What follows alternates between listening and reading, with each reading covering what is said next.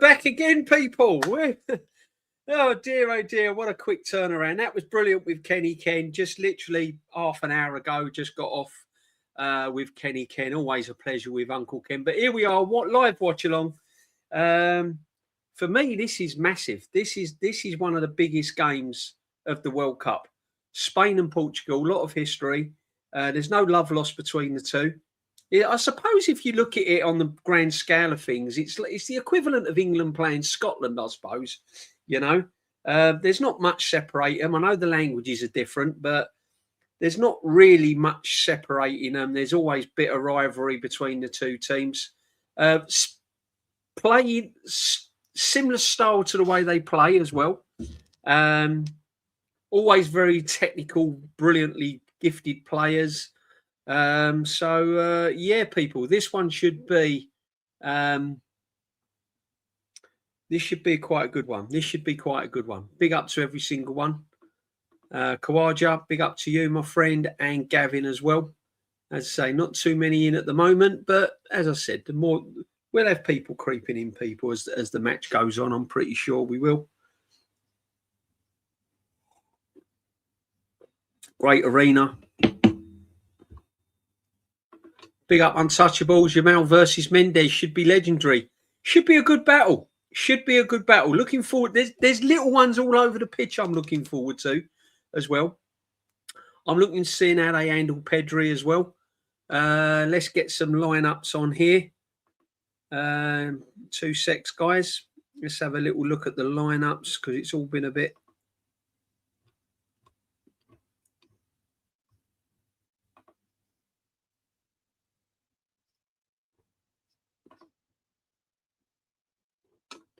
Ruthless, big up to you, my friend. Evening. I'm looking forward to a nice, relaxing game of football. Do you know what? There's nothing like it, is there?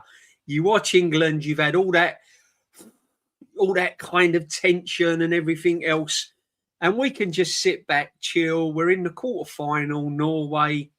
Over to you guys. We're just sitting back and going to hopefully enjoy a nice game of football. I know exactly where you're coming from. I'm starting to lag a little bit now because it's been a long, long day. However, so glad I stayed up and watched it. So glad I'm staying up and watched it. Shepo, big up to you. Big up DJ B.O. He's all good, brother. This game should be interesting. It's going to be brilliant, Shepo. Be a good game. Anthony Taylor. Gary Beswick, Adam Nunn, Felix Weyer, Rob. Yeah, so English refereeing. So it'll be a lot of stop starting probably. We'll have to wait and see how this one gets officiated. What we got a German guy from Uruguay and a guy from Italy in the VAR control panel. Congrats on the win last night. As an American, we appreciate you knocking out our rivals. No problem, Untouchables. You know, I thought it was a great game, and all credit to Mexico as well, you know, being part of it as well. Brilliant game. Both teams really eager to win. So, enjoyed it. Stress to the max this morning. I'm going to try and sleep because I need to witness USA collapse tonight. Ruthless Gooner. Yeah. There's the lineup.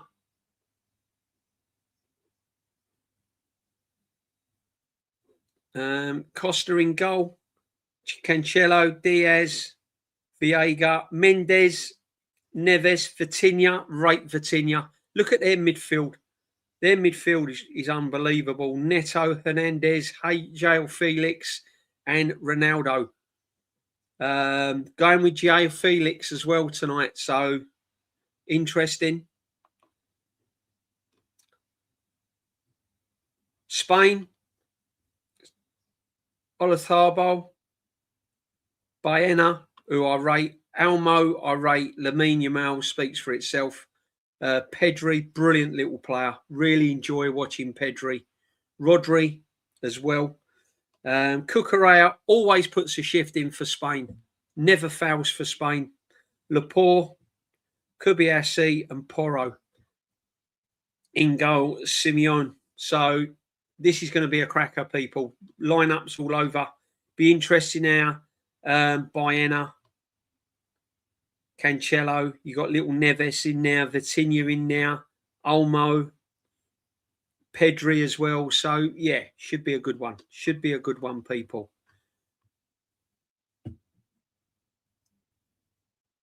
Spain kicking off in all white. Portugal in their traditional sort of all red, sort of burgundy. And off we go. Off we go.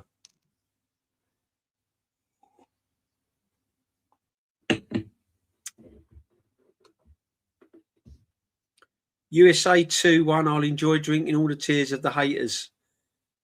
Do you know what, Untouchables? I got no hate. Listen, I can't hate USA. It's not USA's fault. It's not Balogun's fault. It's not the fans' fault. It's just this FIFA thing, isn't it? Do you know what I mean? Yeah. I'd like to see USA win because I think it's good for the World Cup to teams like USA, Canada, and all of these teams, you know, keep showing improvement. Every World Cup, they're improving all the time. Australia, New Zealand, all of these countries I like to see do well. I think it's healthy for the World Cup.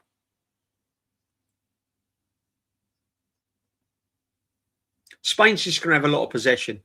They're just going to have a lot of possession. That's what it's going to be. It's going to be a lot of tactics involved in this game.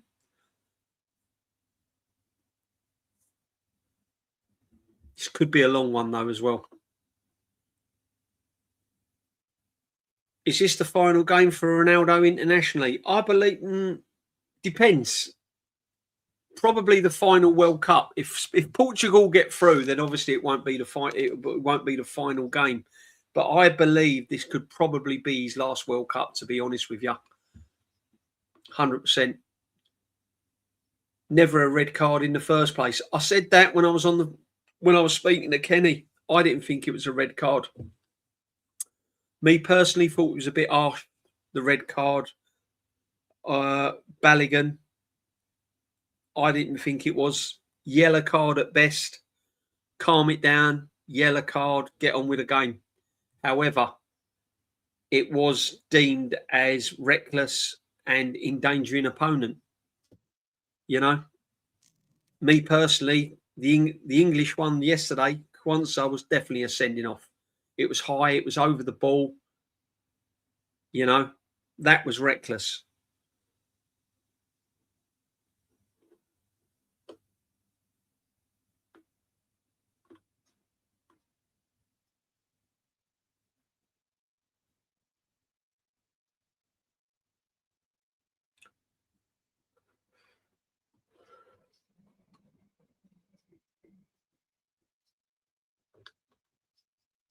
Spain with a shot on target. Easy save for the goalkeeper. Lamine Yamal crosses it in. Vitinha back there dealing with things.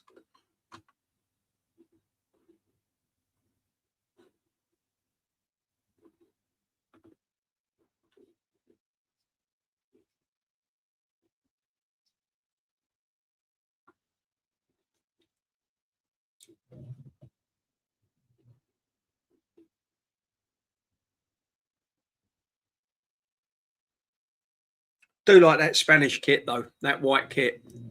Do like that. I don't agree with all the political stuff, but at the end, I think Balogun playing is justice. So I'm not going to not complain. So I'm not. Yeah, look.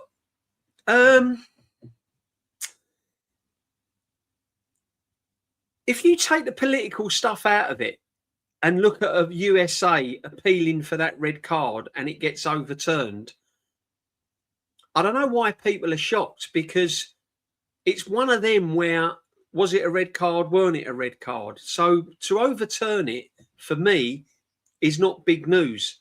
I just think the way it's done is the thing, isn't it? You know, the political side of it has got involved. Whereas if USA would have approached FIFA and said, look, we want it looked at, we want it rescinded, and they rescind it, I don't think anyone's arguing.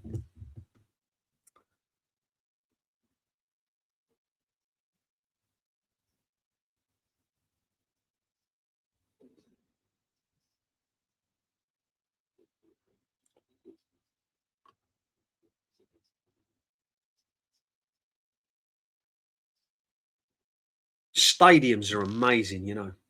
The stadiums that have been absolutely amazing, incredible. Portugal with a throw. This is coming long, people. This is coming long.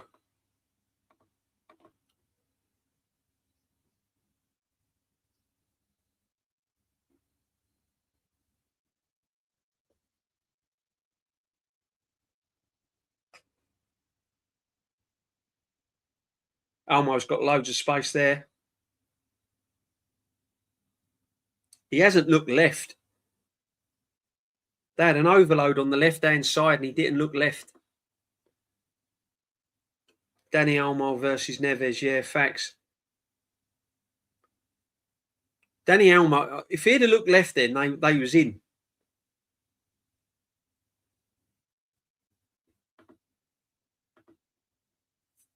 Enjoyed your show earlier with Kenny. I thought it was class of you to say Bellingham has changed your mind. Listen, that's what I'm like, bro. You know, I'll hold my hands up. You know, I'll give an opinion and I'll stick with the opinion. But if someone changes my mind, I'm happy to change my mind and be proven wrong. I'll hold my hands up. That's that's the difference with me being a realistic Arsenal fan. I'll fight my corner if I think I'm right on Arsenal, but if I'm wrong, I'll hold my hands up. You know, I'm still on the fence with this football manager at Arsenal, Arteta. I can't lie. Yeah, he's got over the line. Good shot. You know, he got over the line, won us the league, but I still worry. Cancelo with a shot. Worth a go. Always rising, but worth a go.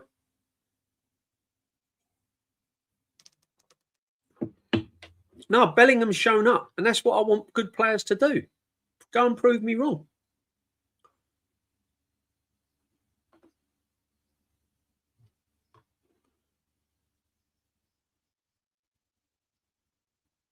Seven minutes gone already. Pretty even. Pretty even, people.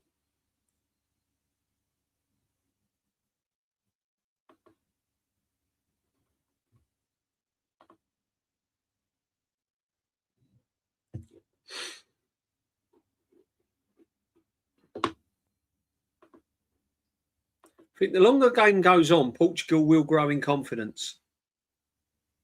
That's the thing. Oh, he's through. Oh, he's missed it. Was he offside? He's praying he's offside. Alefabel, clean through. Was he offside? He's on. He's missed an absolute sitter. One-on-one with a goalkeeper. He's got pretty much the whole of the goal to aim at. He ain't even got any defenders charging him down. He's got no defenders running from behind. He's got the whole goal to aim at. All he's got to do is just slot it and he's put it wide. Then he looks over to the linesman praying that he was offside. And he ain't been given offside. That is an absolute sitter. Wow. Portugal on the attack now. Starting to get lively. João Felix.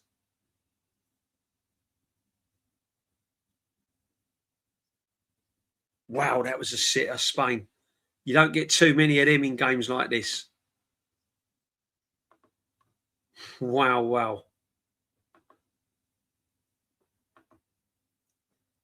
Let's go. Big up, Lux.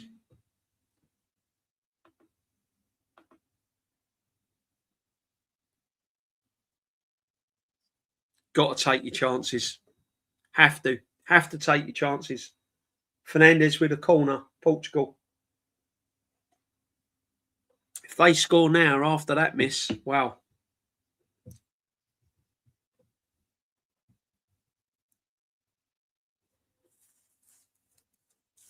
Great pass from Elmo, that was, wasn't it? Yeah, it was.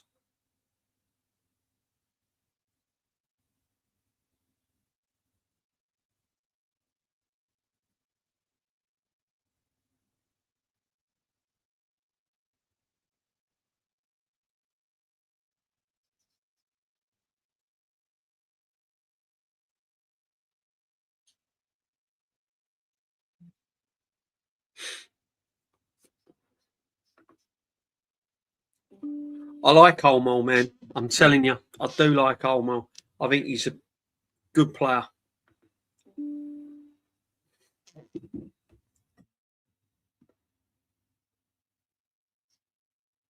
They're up for this, Portugal, you know. First 10 minutes, probably the best I've seen them play.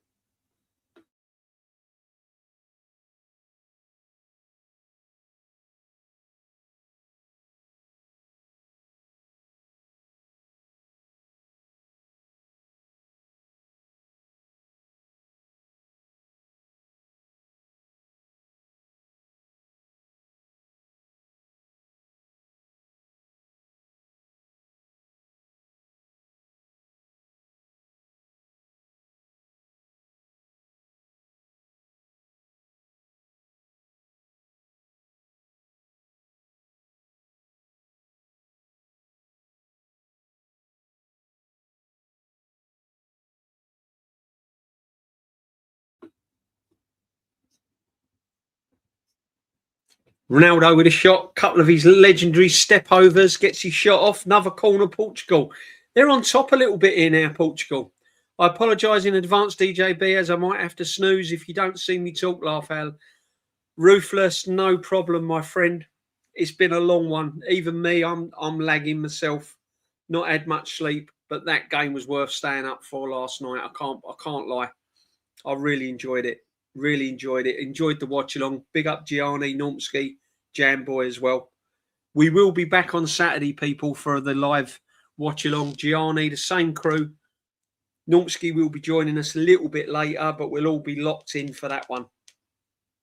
The bar will be open. Open house. Matty might even come in and join us as well. So all good.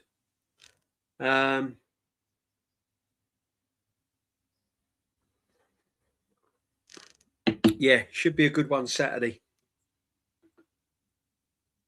Big up Gianni. Big up, my friend. Interesting game, this one, my friend.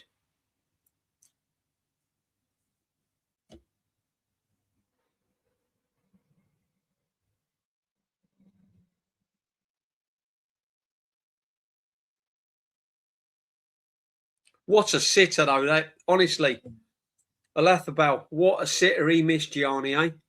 Olmo, perfect through ball. When he missed it, he was praying that he was offside.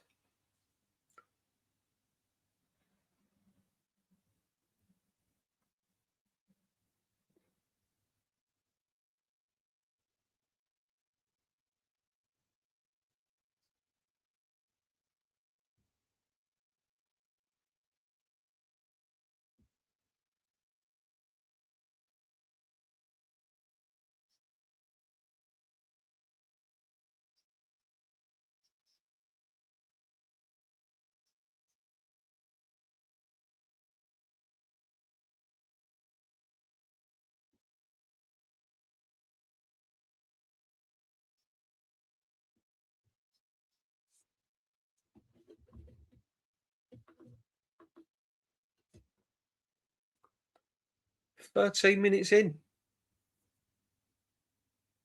What's the stats? I think Portugal might have just edged this, you know.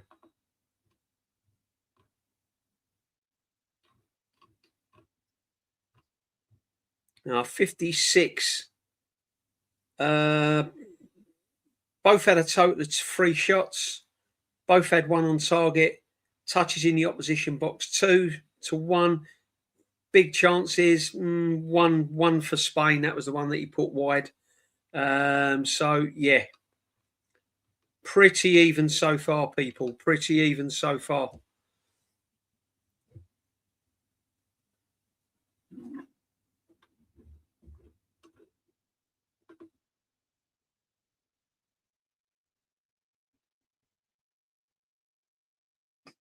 Yeah, he's got that Garnacho vibe about him, hasn't he? Untouchables.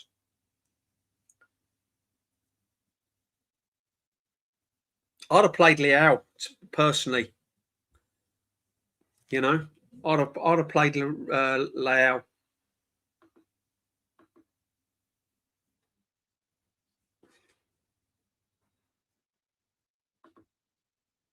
Yeah, make sure we have a little subscribe to Gianni. Man knows his football.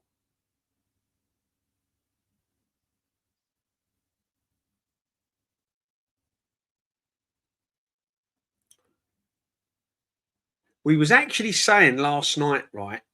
It's that if Italy had been at this World Cup, that's a good ball in. Oh, it's just run away from him. Yeah, it's a shame Italy are not at this World Cup from what you've seen, because I think they might have had a chance. Not possibly going all the way, but oh, save cuts inside Lamel. Another save. Wow. Cost of the keepers kept him in it there. I'm backing Yamal to score here. Once he cuts inside, he gets it on his left foot.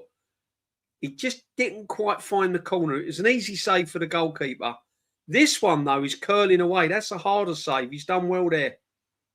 First one was a little bit for the cameras, but the second save definitely pulled off a good one there. Yeah, Yamal's got to be disappointed with that, really, because he's done all the hard work. He's cut inside. He just hasn't really found the top corner.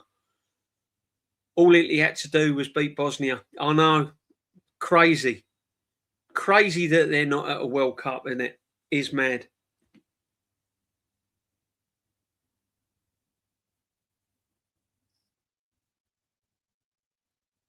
Great ball. Olmo retrieves it. Yamal chips it in. Heads it away. Spain's turn for a little bit of pressure. This is how this game's going to be. It's going to swing backwards and forwards,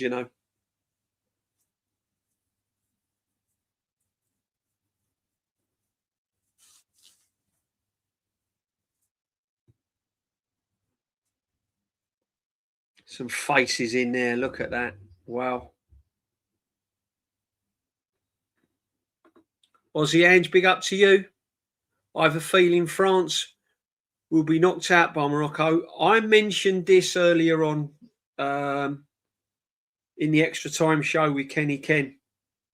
I've got a funny feeling about Morocco. Listen, France, yeah, everyone's favourites. Absolute beast of a attack. But Morocco's got this thing about them. They're a good side, Morocco. They are a really, really good team. Really good team. Spain has had more potential chances. I feel a goal coming. They just look that little bit more dynamic when they're attacking, don't they? Yeah. They look as if they've got that kind of zip about them when they're in that final third. Whereas Portugal's, don't know, there's that little bit of hesitancy, little bit of pausing, decision making, isn't it? That's what it's all about.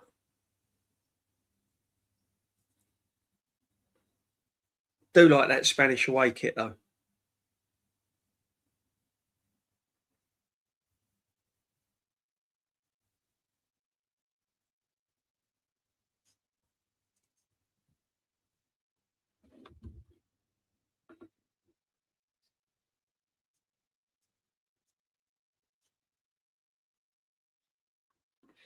Yeah, listen, Aussie Ange, man. Morocco are not going to roll over and let France tickle their belly. Put it that way. That's going to be an interesting game. That is going to be a very, very interesting game. 100%.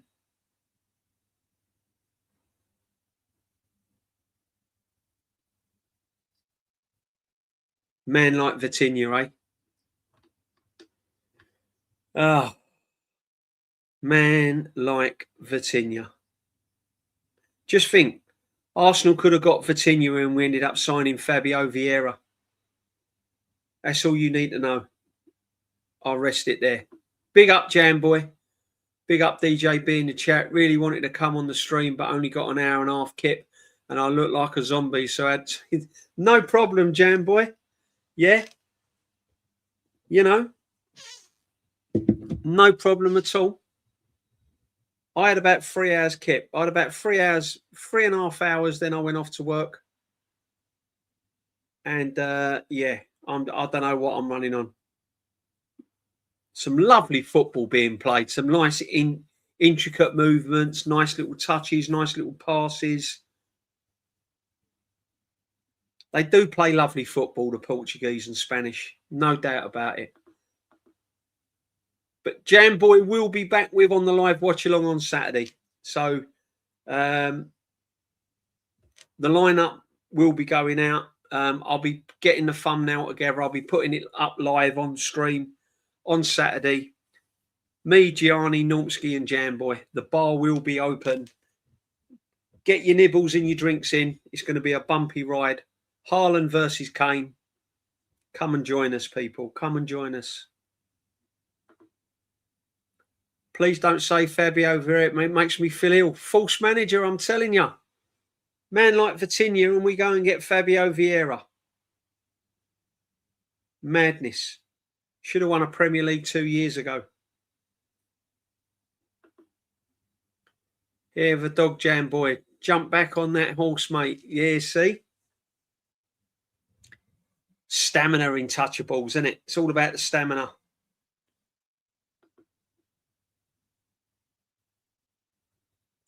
Oh yeah, Olasabal. Man, when he missed it, Jamboy, right? He looked across, didn't he? He was praying for that offside flag to go up because then he would have probably thought, well, you know, I was offside anyway. It don't really matter. But when he didn't see the offside flag, I think he realised, wow, what a chance I've missed there. Please, Portugal, please win. Taffy Gunner. This is a flip of a coin, if you ask me, this game. I don't think there's a lot between them. I really don't think there's a lot between them. I didn't drink anything. Only coffee. He did. He made a coffee. He did indeed. If Spain can win this World Cup, it would be 2 World Cup, 3 Euros in 18 years. That is absolutely elite and deserves more recognition. Aussie Ange, I totally agree. Totally agree. You can't disagree with that. Big up, Darren, my friend. Hopefully Portugal will win. Spain are better, so it's Portugal for me. Hydration break already, 22 minutes in. Not a great deal with, I mean, Spain have had the most obvious chance where we put it wide of Lathbal. Yamal cut him from the left, got his shot away, but comfortable save from the keeper. Other than that, it's been pretty even. Pretty even.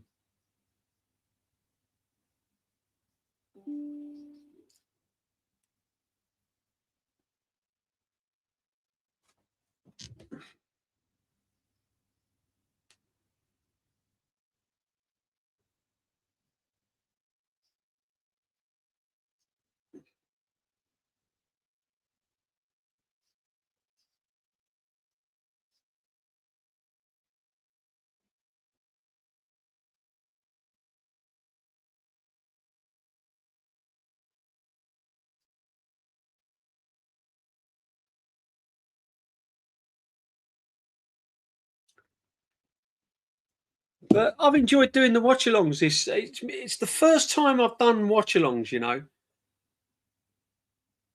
Do you know what? I've just looked at the replay in slow-mo at that effort by the second, not the one by Yamal. Who was it with the second effort? But that save by Acosta there was actually even better watching it second time round because that was going straight in the top corner. That was nestling in the top corner. That was a wonderful save. I've got to be honest, in this World Cup, there's been some really, really good goalkeeping. Good goalkeeping, some really good saves. Sad seeing all those Brazil 2002 players watching on. What must they be thinking? What must you be thinking now if you are an absolute Brazilian legend? Yeah. I mean, Watching that game, seeing Brazil crash out like that, what must go through Ronaldinho's and Kaká's and all of the R9 watching and all that? What must go through their mind? Spain don't look as good as they were 4 years ago. No. I think Rodri slows it down too much in midfield. Rodri's a wonderful player, but I just feel that he slows things down a little bit too much for Spain. He dictates the pace for me, Rodri, and sometimes it's just that little bit too slow. Bit like Arsenal, really. You know, when Spain up the tempo and they play with tempo, they can beat anyone. Albo would be a good replacement for Odegaard. He would be. Absolutely spot on. 100%. Alex Baena, yeah, I couldn't think of it. Baena with that follow-up. That was a good save from Baena because that was going in. I like Baena as well. Should have got him at Arsenal. 100%. 2 years ago, Ronaldinho said he didn't watch Brazil games anymore because it was so far below his standards. Yeah. He's there for the PR, though, isn't he? He's there for the PR. They probably knew, I've got to be honest, right? These Brazil legends, they probably knew with their hand on their heart that this Brazil team weren't good enough to win the World Cup.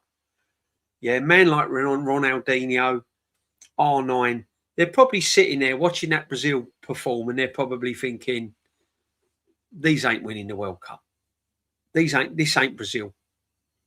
As Kenny said, I want to check their passports. They're not Brazil.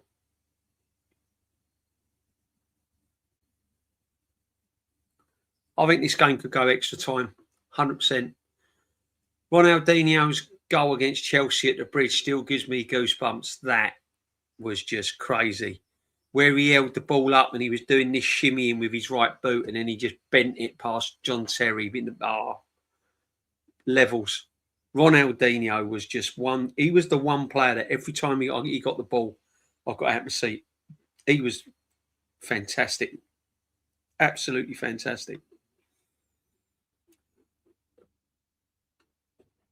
See, Portugal just play with that little bit more tempo.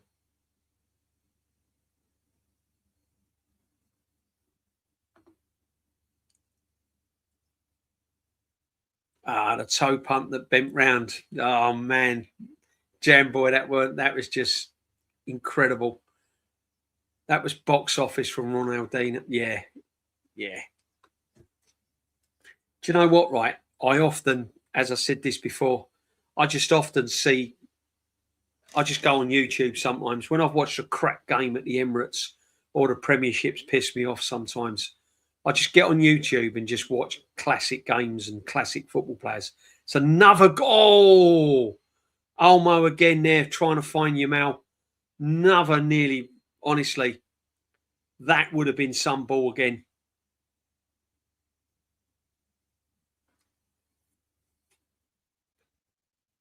He's playing that little bit deeper now, Dani Olmo, and he's playing just in them little pockets in that 10 roll, just finding that little space. Cucurella, is that a foul? No. Oh.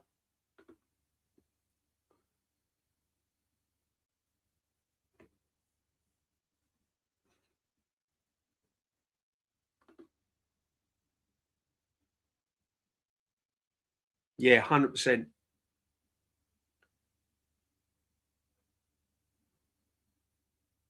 Starting to open up a bit now, this game. Spain with a corner. Ronaldinho, best goal is the bicycle kick where he volleys it off his chest. Oh, there's so many. So many. What about the free kick where the referee tells him to move it back and he goes? Then the referee tells him to move it back and he goes. As if to say, what difference is it going to make? And then he just drills it low, doesn't he? And it goes in and he just went. Absolute levels. Don't make players like that anymore.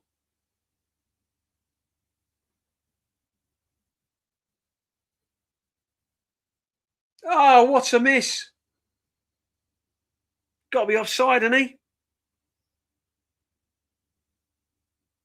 No, it's another miss. Brilliant ball in. Keeper saves it. Olmo follows it up with the header. Goes wide. Got to score. Got to score. Remember at that time, 2005, Chelsea were unstoppable at the Bridge. 86 Premier home games, unbeaten too. Aussie Hands, they were a machine. They were a machine. And that, yeah. Let's give credit where credit's due, right? That Chelsea team then, what he built Abramovich at, they were, yeah. I hated them, but admired them. Ronaldinho was like a machine gun. He was just relentless. He's dribbling, close control. Madness. Oh no. No, oh no. Exactly, Jam Boy. Exactly. Spain are up in it here. Again, another first half that seems to be racing by. Good game this though. I'm enjoying this. Some good football. And it's wide open. Ronaldinho had an assist where he passed it off his back. People forget it. Oh, he'd pass it anywhere. It was ridiculous what he could do with a football. Absolutely ridiculous. And at pace as well. Let's be honest. He weren't slow.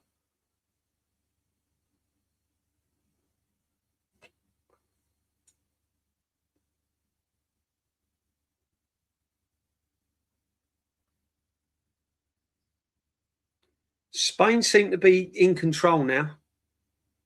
They've kind of upped it a little bit. That hydration break, I think they got a little bit of a wake-up call by the manager, and I think they're starting just to up it a little bit. They're not using Cucurella a lot on that left-hand side. They need to get him in. They need to use that left-hand side a little bit more for me.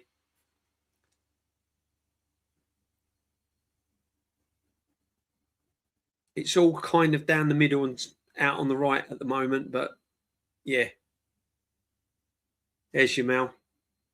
This kid, honestly. What a... All that needed was a tap-in. All that needed was a tap-in, people.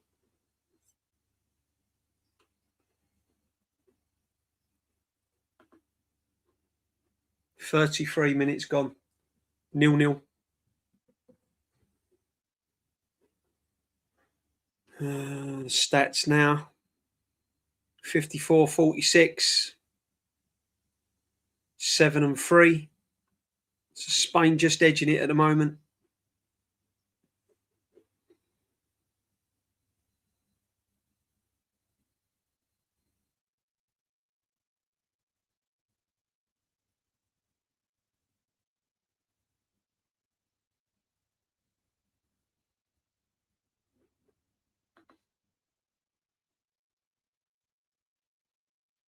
Yeah, they're picking up now, Jam Boy, to be honest. They're picking up now. You can't give that as a free kick, Taylor.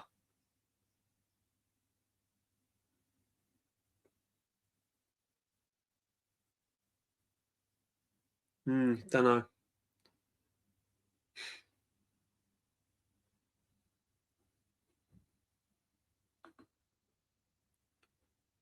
Do you see any similarities between Ruud Gullit and Jude? Not saying they're the same quality, but size, pace, headers, box. Physical wise, I can see where you're coming from, Untouchables. Jude Bellingham is quite a physical player. You know, he's tall. He's in good condition, and he uses it well. Same as Gullit, yeah. Very, very similar in stature. That's the word, stature. However, still got a little bit more to go to get into Hullit's bracket. Ruud Gullit was an exceptional player. You know, really good player. I can't really put Jude Bellingham in that bracket just yet. Not yet. Not for me. As I said to you earlier on, Kenny's, I'll hold my hand up. I've been a bit critical of Jude Bellingham.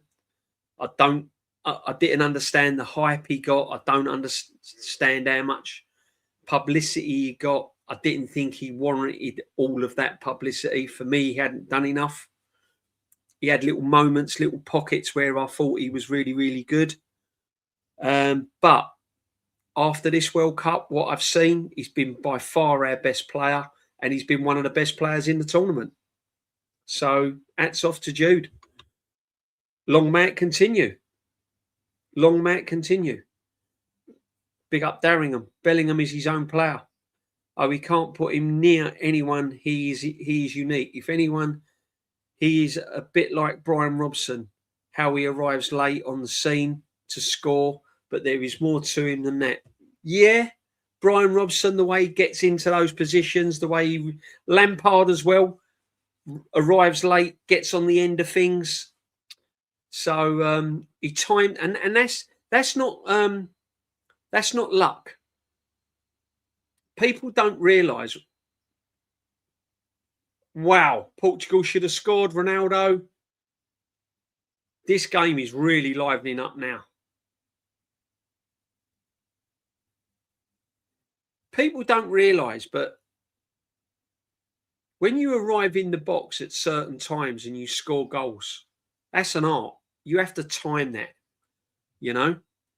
Frank Lampard was brilliant at it. And people say to me, like Frank Lampard, Steven Gerrard, Paul Scholes. Paul Scholes was a magnificent midfield player. But for me, Frank Lampard is ahead of Gerrard. What Frank Lampard done with that Chelsea was just incredible. His timing and his runs and the amount of goals he scored was not fluke. The way he used to arrive in the box, get on the end of things was just incredible, crazy. Gerrard was a brilliant midfield player, brilliant for Liverpool, but no, for me, Frank Lampard edges it, literally because of the amount of goals he scores. Bellingham's similar to that. He times his runs really, really good. Really good. I agree, but sometimes you see traits and it reminds me of players in the past. Yeah, there's always players that remind you of players, isn't there? All the time. 100%.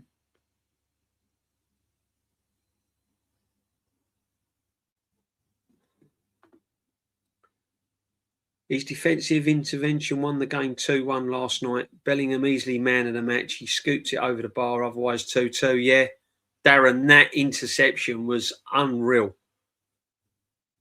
I thought it was in. So I think so did Jamboy. And then Bellingham just nicked it off his toes, didn't he? Otherwise, it's a certain goal.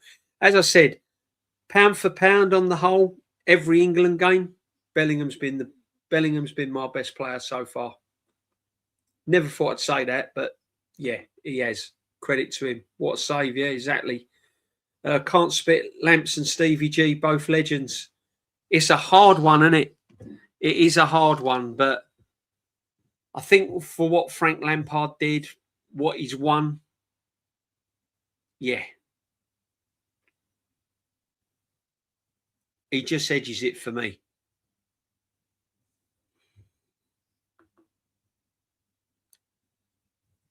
Yeah, I agree with that, Jam. Look, I agree with that. Paul Scholes, for me, was one of my best time all midfield players, one of the best players in the Premiership I've ever seen.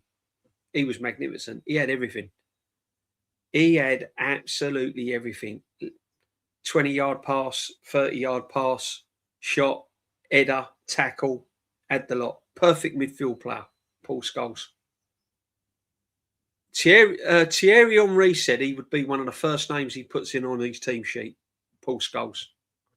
One of the best midfield players he's ever played up against. I thought the attacker missed it, but when I saw Jude intervene, wow, yeah, exactly. Brilliant interception, Darren. Brilliant.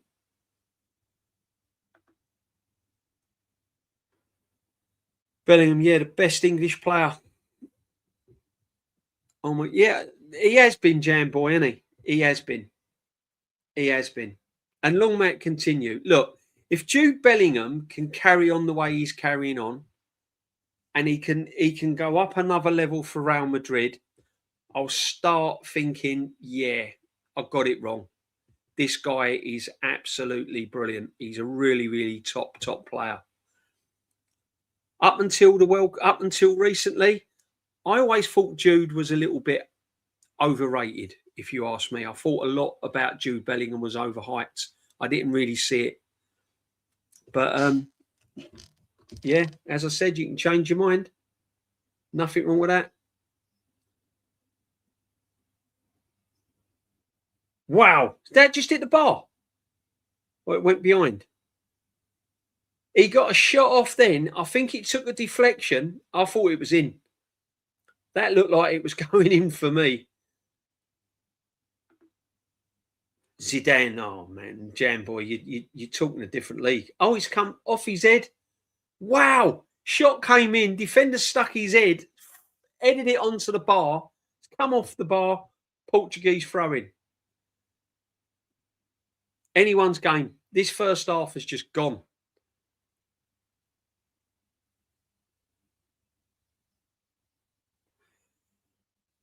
Yeah. Zidane was just... See, I always think, right, there's 3 tiers when you judge a footballer, right? There's super world class, and just a really brilliant player. I always put Zidane, Ronaldinho, R9,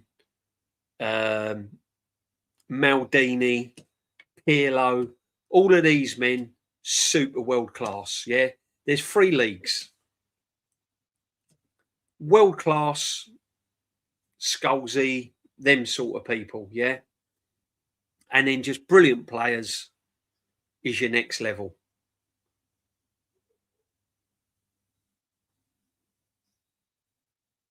You got that super bracket for me is players that you will be talking about in the next 20, 30 years. Players that if you see now would not look out of place. Zidane could play in this, a prime Zidane could play in this game right now and make an impact. Prime Ronaldinho could play in this game and make an impact. Prime R9 could make an impact in this game. Maldini, again, Pirlo, men like these, right? Would I put Zlatan in that super world-class bracket? Gazza was a great player. Yeah, Jam Boy. For me, Gazza, world class. I wouldn't put him as super world class. I'll put him world class. Zlatan, world class, not super world class for me. Maradona, super world class, without a doubt.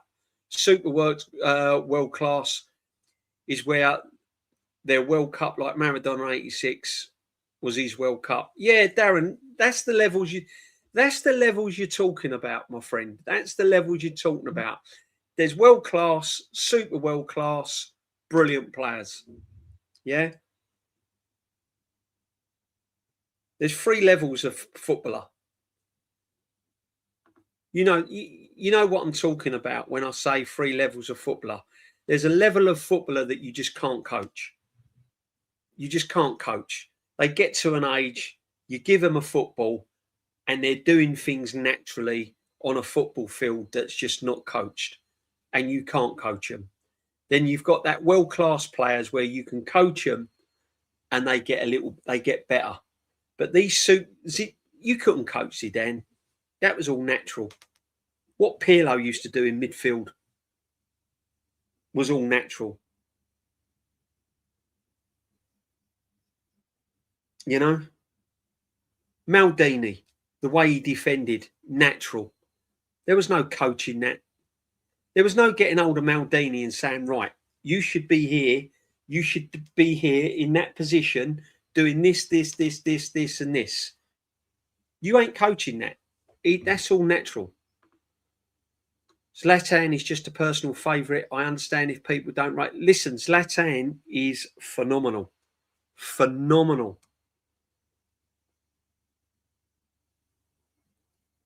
Look at Elmo. Look at Danny Elmo calling for that ball, and Rodri has just rugby kicked it in and put it in row Z. Someone give Spain the ball back, please.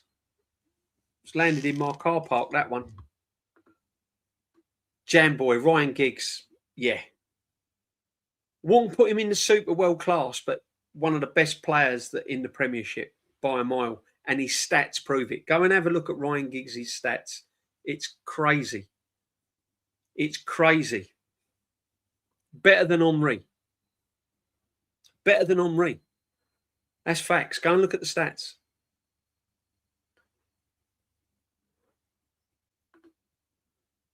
At the moment, for me, this Mbappe's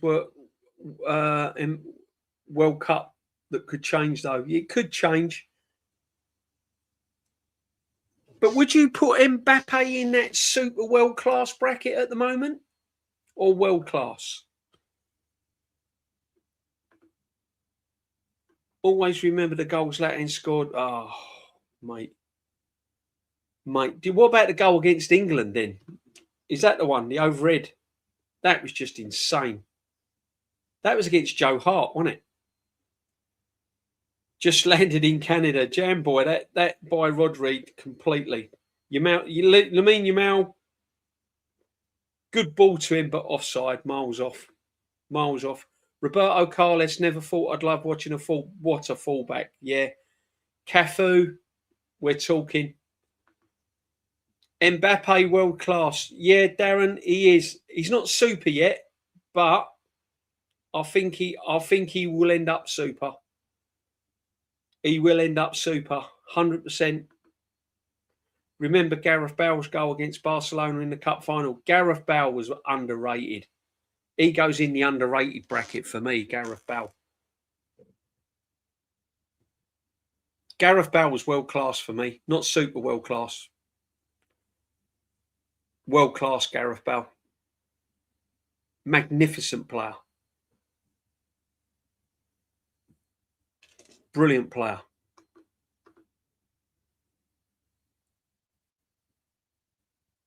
Yeah, do you remember it? Do you remember it, Darren? The kung fu kick from the halfway line past Joe Hart.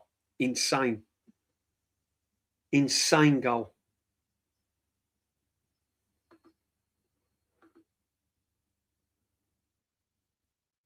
Big up, Premier Man 96. Big up to you. Thanks for joining us.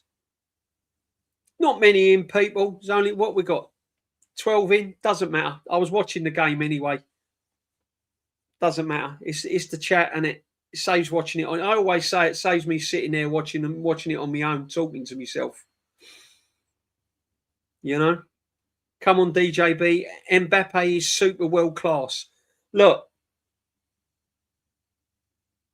when you put right, you've got right. Okay, then let me turn it around. Right, who are you starting, R9 or Mbappe? You've got one choice. Who are you starting, R9 or Mbappe?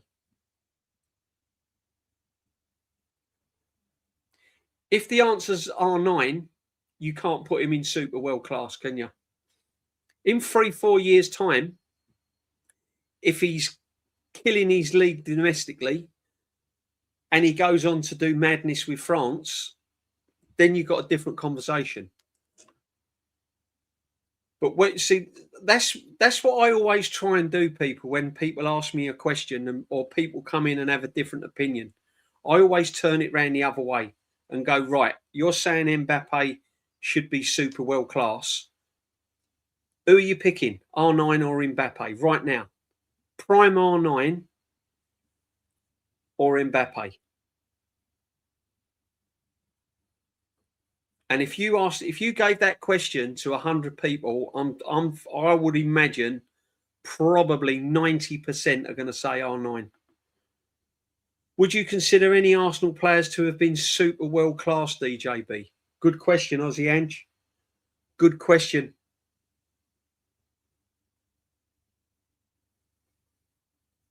Thierry Henry, Dennis Bergkamp. His footballing brain was on another planet. His footballing brain, his touch, what he done, his passing, his vision, his balance. He was on a different level. Different level. Watching him live, you had to watch him live and just focus on him. Incredible. So Bergkamp for me would be near super world class. Henry, but there's one player that I saw growing up as a kid that took your breath away every time he got the ball. Liam Brady. Watching Liam Brady live back then on football pitches, you wouldn't even walk your dog on. Mud, divots, no grass, pouring of rain, snow, ice, sliding tackles, tackling from behind, tackling from the side, two-footed tackles, pulling shirts. I'm telling you now, Liam Brady weren't having none of it. His balance, his control, left foot, right foot, passing, shots, crossing. He had everything. He was, I'm telling you now, brilliant player. You put Liam Brady in this day and age on these football pitches, playing football where you can't tackle anyone because you get a red card, miles ahead. Miles ahead. I think this France is the best ever generation. Oh, I don't know. Platini's France was brilliant. Platini's for France. That was some team. In 98, 2006, they had a good generation, but they weren't dominating teams, France. No, exactly. CR9. See, when you swing it around, you're picking R9 over Mbappe. Now you got to ask the question, is Mbappe super world class or world class? If R9's getting ahead of Mbappe, then he ain't super world class. Henry is world class, I'd say, not super world class. The same with Didier Drogba. R9 prime got to be, yeah, exactly. This is what I'm saying. It's not an argument, is it? It's not an argument. And when I categorise these players, it's not because I'm disrespecting them. It's not because I don't think they're any good. It's because, for me, watching football for like over 50 years, I remember the ones that where I just went, wow, has he done that? And then you watch him again and it's like, whoa, has he done that? You know, I remember watching Pirlo get out of situations in midfield and spray a ball 30, 40 yards to feet. And I'm thinking, how have you just ridden 5 tackles without the ball moving from your feet? You're switching it from left foot to right foot. You've looked up and without looking, you've pinged the ball 30 yards to some. How have you just done that? And he gets a free kick and he bends it top corner. And then he gets another free kick and he bends it top corner. 2 weeks later, you're watching it. Channel 4. Another free kick, bends it top corner. And you're just thinking, you're watching players that will hit a free kick, what, twice in a season? This guy was just doing it every week. Every week for fun. Put the ball on the spot, bends it round the wall, goal. That, to me, consistency is key for being super world class. Zidane used to do things, and look how tall Zidane was. Used to glide through the midfield, literally glide past players as if they weren't there, effortlessly. Yeah, I think Thierry Henry was some player, man. How he never won that Ballon d'Or was beyond belief. What was his name that won it? Who won it the year that Thierry Henry should have got it? Criminal. Absolutely criminal. What was Nedved, wasn't it? Was it Paolo Nedved got it? That was mad. Mad. Henri, Vieira, Bergkamp, Fabregas, Perez. Jamboy. That's a good question, right? Would you put Perez super world class or brilliant player?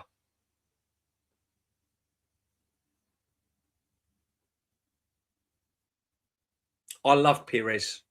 Loved him. I wouldn't put him super world class though. For me, he was world class, not super world class. Divots, not heard that in a while. Yeah, Darren, divots everywhere, man. When Liam Brady was playing, he made divots look like carpet. He was brilliant. He was brilliant. I remember standing on the North Bank when Liam Brady. I remember check. The good thing about them days, you bought a program, and whatever team was on the back of that program played. So you line up on the back of that program, 1 to 11, you played. If his name weren't on the back of that program, I'd be like, that's it, we've lost. This ain't happening. This ain't happening. Tony Adams, Super World.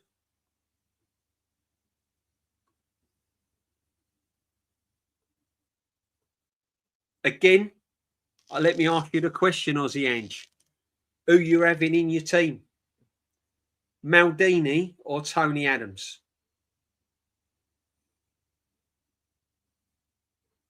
Because that's who he's got to knock off the branch.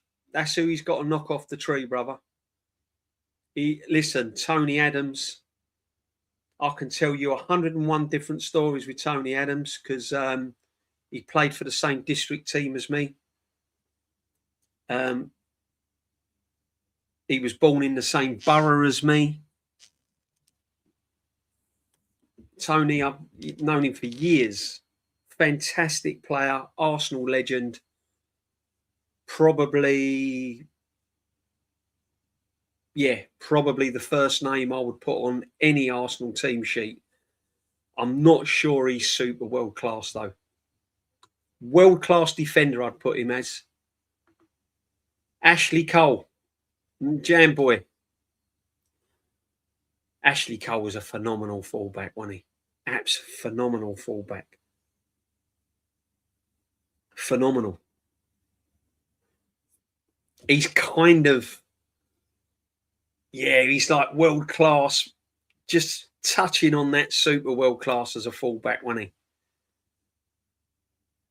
Brilliant, absolutely brilliant. Yeah, I mean, Tony, you know, we can't when we're judging these players world class, super world class, and all that. People, you can't have your Arsenal hat on, right? You just have to look at it from a football point of view. Yeah, Trezeguet was some player. 0-0 half time, Kawaja. Yeah, you're not wrong, my friend. 0-0. Nedved, that was it. How did he get Ballon d'Or over to Thierry Henry is beyond me. 0-0 half time anyway, people. Let's have a look at some of the stats. Big up to everyone locked in. 16 locked in, guys. Not a problem. Total shots. Spain with 8. Portugal with 5. Shots on target, 3 for Spain, 2 for Portugal. Touches in the opposition box, 11 touches for Spain. Big chances missed, 2 for Spain. So they should be just about ahead. 229 passes, 87% for Spain. Accurate passes. Corners, 3 and 2. Not a lot in it. Let's have a look at the XG. Look, Spain are just nicking it just about. However, you know, they're kind of, there's nothing in it. There's nothing in it, people. Nothing in it at all. Half-time, 0-0. Head-to-head. Let's have a look at the head-to-head recently. Wins 2, draws 6, wins 2. See what I mean? Nothing divides these countries other than a border. That's it. You can make your own mind up who's got the best beaches. But I'm telling you now, there is nothing to split between these two.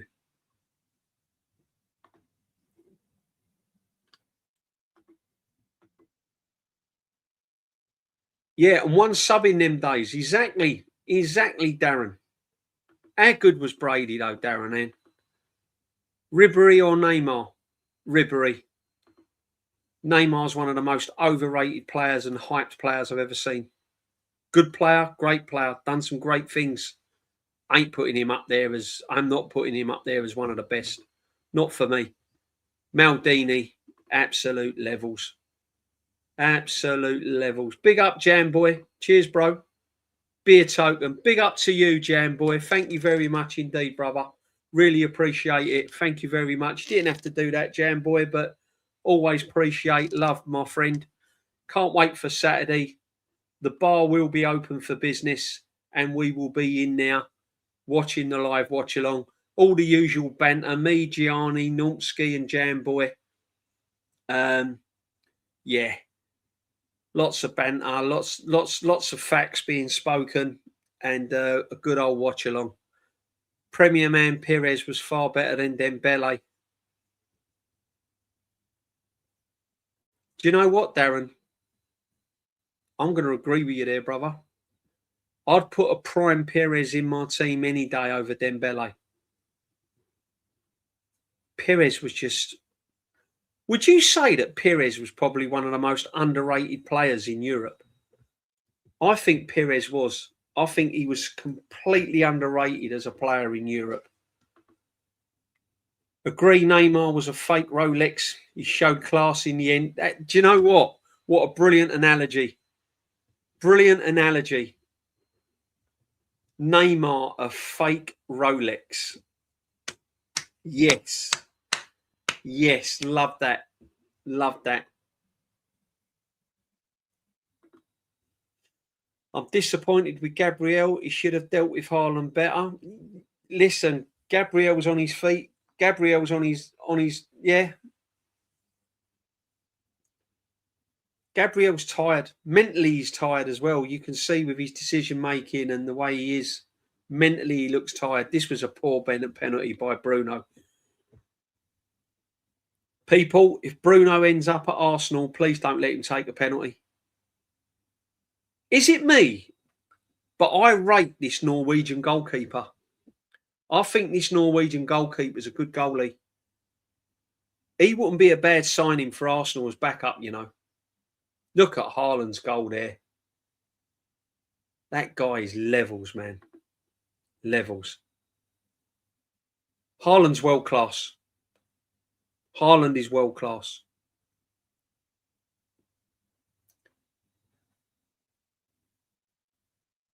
Wish he played for Arsenal. Neymar had bundles of talent, but let his ego get the better of him. Wasn't that hyped up about him? No, I was never Jam Boy, to be honest. Look at this guy, man. Ridiculous. Ridiculous. Look, left, right, gets it out of his feet, bangs it bottom corner, curling away from the goalkeeper, inside of the post, job done. Good night. Neymar used skills to show off Ronaldinho's uses skill. Untouchables, brilliant. Great comment. That's the difference, brother.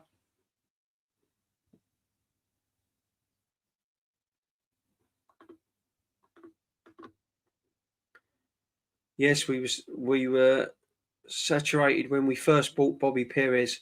I didn't know why we signed him, but after a few seasons, he got better and better.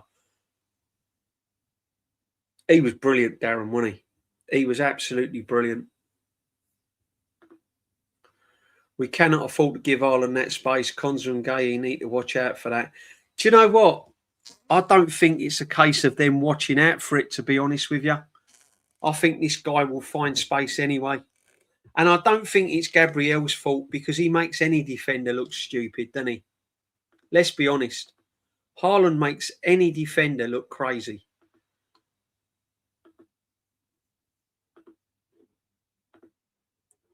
Ridiculous. Here's a question, because he's in the studio. He half lost some weight, by the way, old Rooney.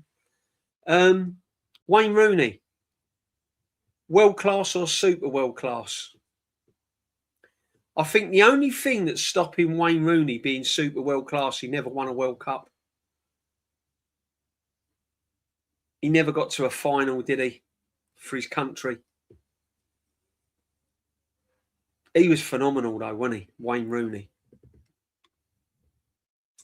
Who are you having, Wayne Rooney or Erling Haaland? Yeah.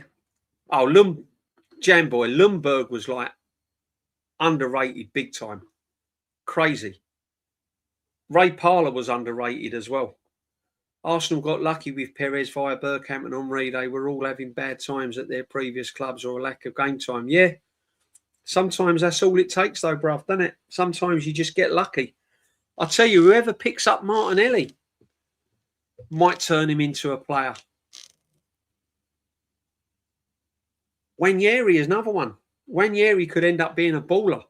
You could be watching him in 4 years' time in the World Cup, and you're thinking, God, he was at Arsenal.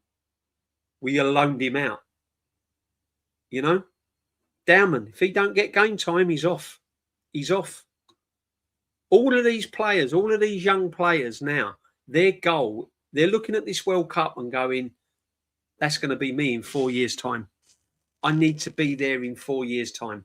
They're looking at Spain, Morocco, Portugal and thinking, I need to be on that plane in 4 years' time. And if Max Dowman don't get any game time or he's being messed around, his agents are going, right, you've got a decision to make.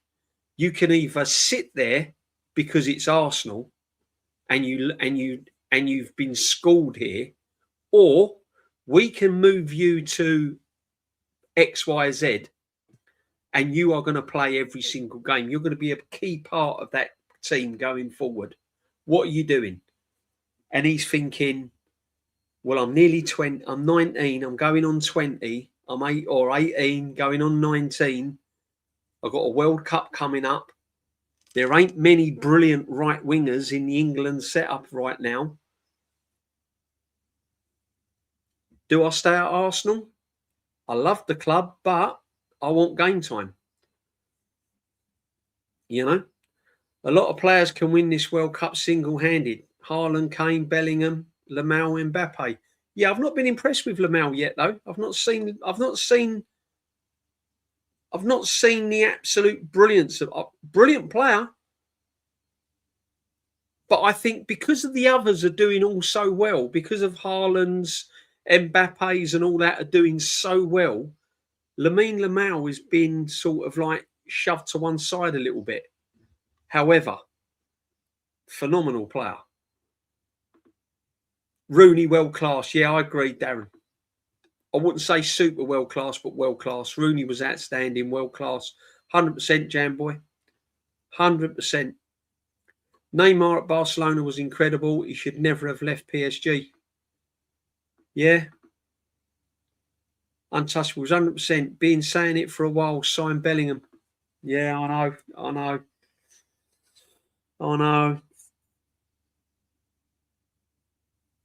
And when he played for England, was underwhelming.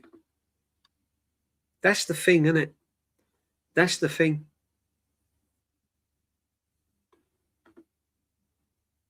Rooney beats Haaland for me. Big call, Aussie Ange. Rooney or Haaland? Is Kane or Haaland again, DJB? Yeah, exactly. Exactly. Who are you having? Who are you having? Oh, right. So what you're saying is you'd have Haaland if he's got ballers around him. So if you've got a team of Yamal and all of these men, all of these Pedri, all of these creative players, you're having Haaland. But if you've got a team like Arsenal with Zubimendi, Rice and all that, you're having Rooney.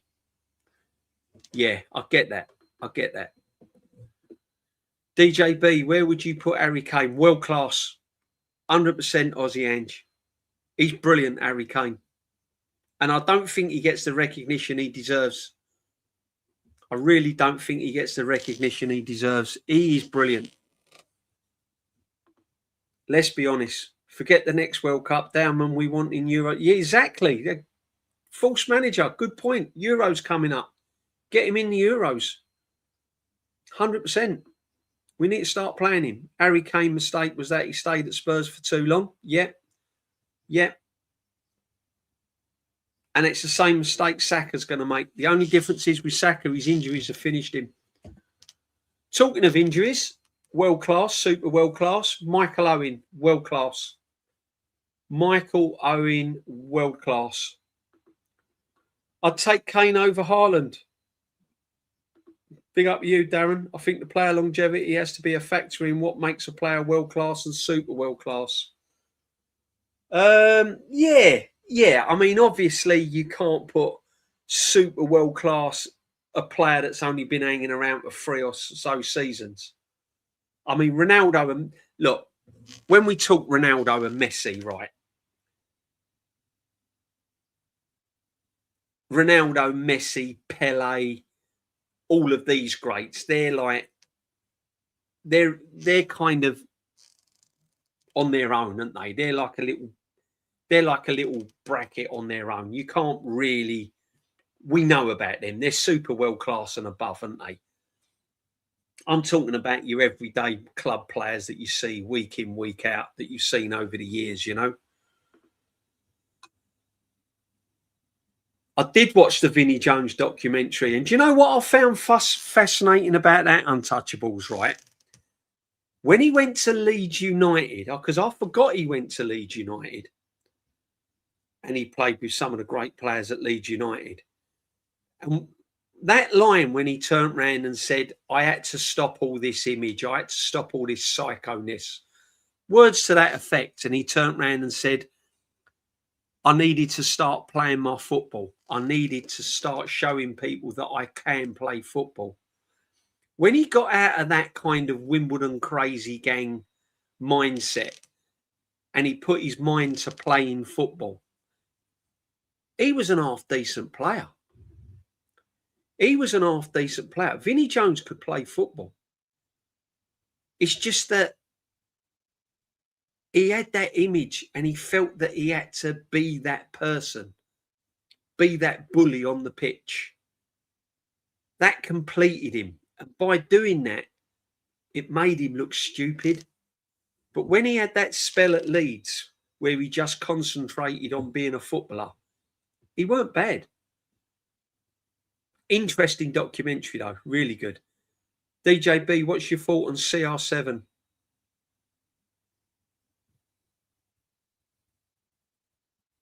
Elite, mate, isn't he? Absolutely elite.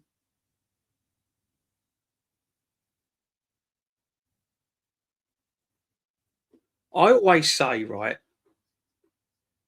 for me, Cristiano Ronaldo is tops it over. He's for me, he's better than Messi. And the reason why I say that is don't judge him on this World Cup. Just look at what he has done wherever he's played football. This is a guy that came to the Premiership and literally ripped it to pieces, spat it out, rebuilt it, ripped it to pieces again. This is a guy that played his football in Italy and ripped it to pieces. This is the guy that's Real Madrid's best ever player, ripped it to pieces. He didn't spend all them years at one club. Yeah, this is a guy that went over to Saudi later in life, ripped it to pieces. Wherever he's gone, he's produced levels, absolute levels. And that's what you have to judge him on. Yeah.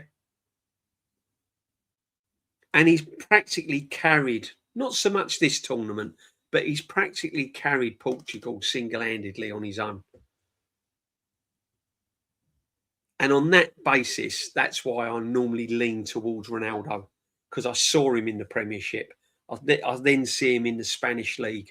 I then watched him playing it. You know, wherever he's gone, he's performed. And and he hasn't dipped in any of his levels. Whereas Messi was at Barcelona for years and years and years and years and years and years. Didn't play in the Premier League. You know? Done it well. Listen, Messi's like phenomenal. But for me, I'm more Ronaldo. Pickford through last night. He's better than Hart. What a save. Yeah, Pickford's underrated. Pickford's underrated.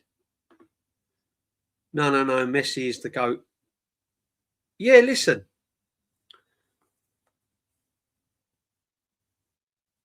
Messi is. I'll give you that. Messi is the GOAT. I will give you that. But go and have a look at Ronaldo's. Go and have a look at Ronaldo. Go and have a look what he done in the Premier League playing for Man United. You know? Go and have a look at his record at Real Madrid. Go and have a look at his record. You know what I mean? He was playing with loads of different players. With Messi, he had that time where he was playing with the same players week in, week out, week in, week out. They knew his game inside out. They knew where he moved. They knew how he played week in, week out. Ronaldo switched it up all the time. He was playing in different teams all around Europe and still putting in hundreds and hundreds of performances and goals. Messi and Ronaldo are such different profile players. I find this debate to be tiresome. Yeah, listen. At the end of the day, I don't think you can split them. I think it's been a privilege watching these two greats play football. So for me, I embrace it. I'm only answering the question that if someone said to me, DJB, are you a Ronaldo fan or a Messi fan? If there was a Ronaldo football team and a Messi football team, I'd probably support Ronaldo football team. Yeah. But both absolutely brilliant. Messi's like FIFA because he doesn't talk and CR7's outspoken.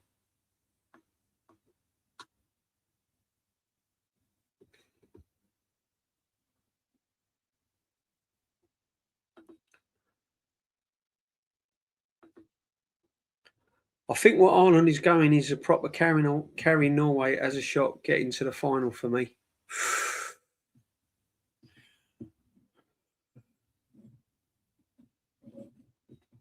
False manager, listen, that game is not going to be a gimme on Saturday. It is not going to be a give me on Saturday. I'm not sitting here saying that England are going to win.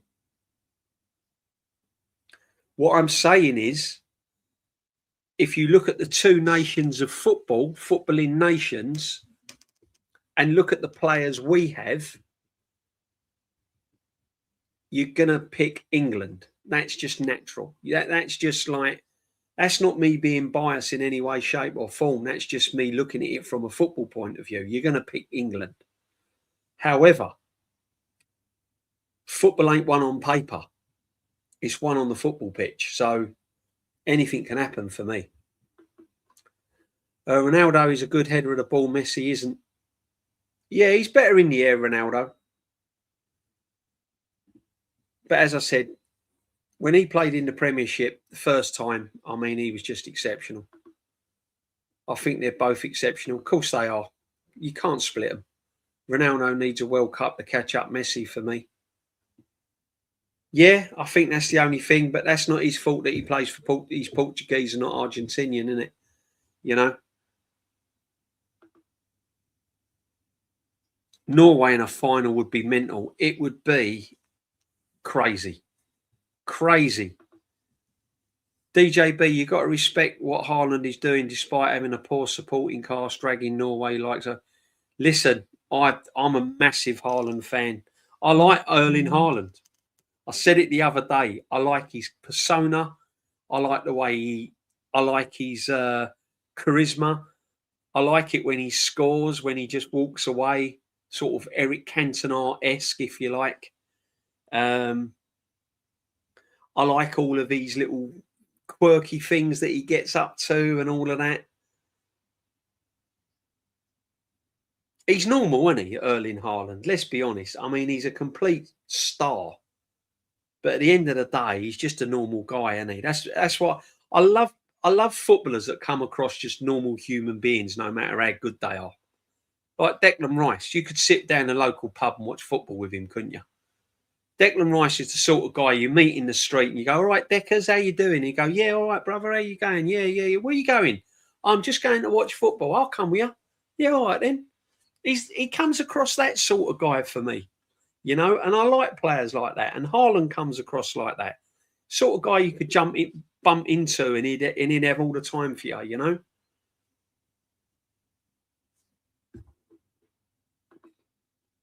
Our defence scares me when it comes to Haaland.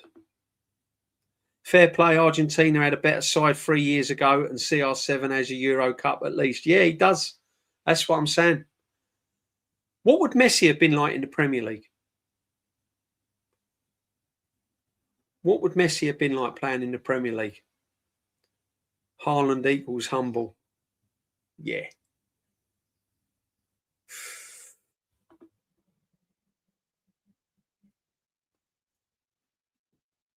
Hypothetically, who would the USA have a better chance of beating, Spain or Portugal? Uh, Good question. It's very difficult because Spain and Portugal, as I said to you before, there's no surprise this is 0-0. It's no surprise. They play very, very similar. That's why when you look at their head to head, it's even. Both won 6, drawn whatever. They're locked in. You know, you watch Spain play, you watch Portugal play. If you didn't know any different, you wouldn't know who was playing. They play exactly the same way. So I think if I was to pick one, I'd say Spain, because they play with just that slower, little bit more slower tempo than Portugal. And I think USA play with a very high tempo. So, yeah.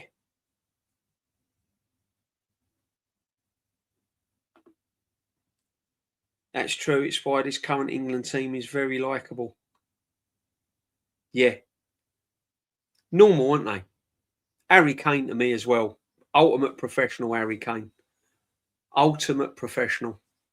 Plays the game in the right way. Comes across the right way. You know, the way he talks, the way he conducts himself. Ultimate professional. He's not big. He's not up his own backside. He don't just stagger around. He's just a normal guy. He could be living next door to you, and you know what I mean. It's just Harry Kane. It's Harry, isn't it?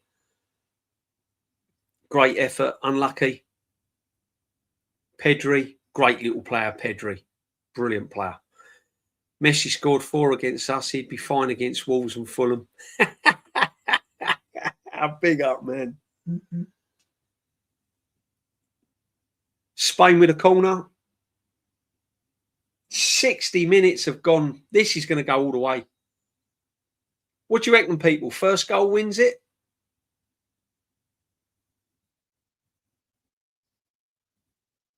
Another corner? Wow. It's end to end. I'll give him that. It's end to end.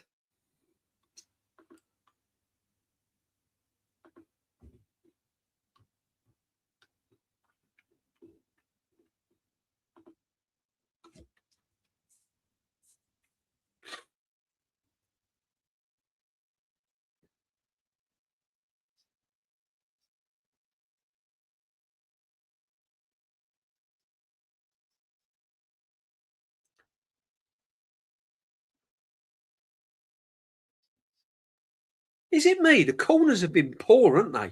This World Cup. The distribution in corners. What's the stats on goals scored from like set pieces? There's not many been scored from corners, is there? Even Declan Rice's corner taking has been poor this World Cup.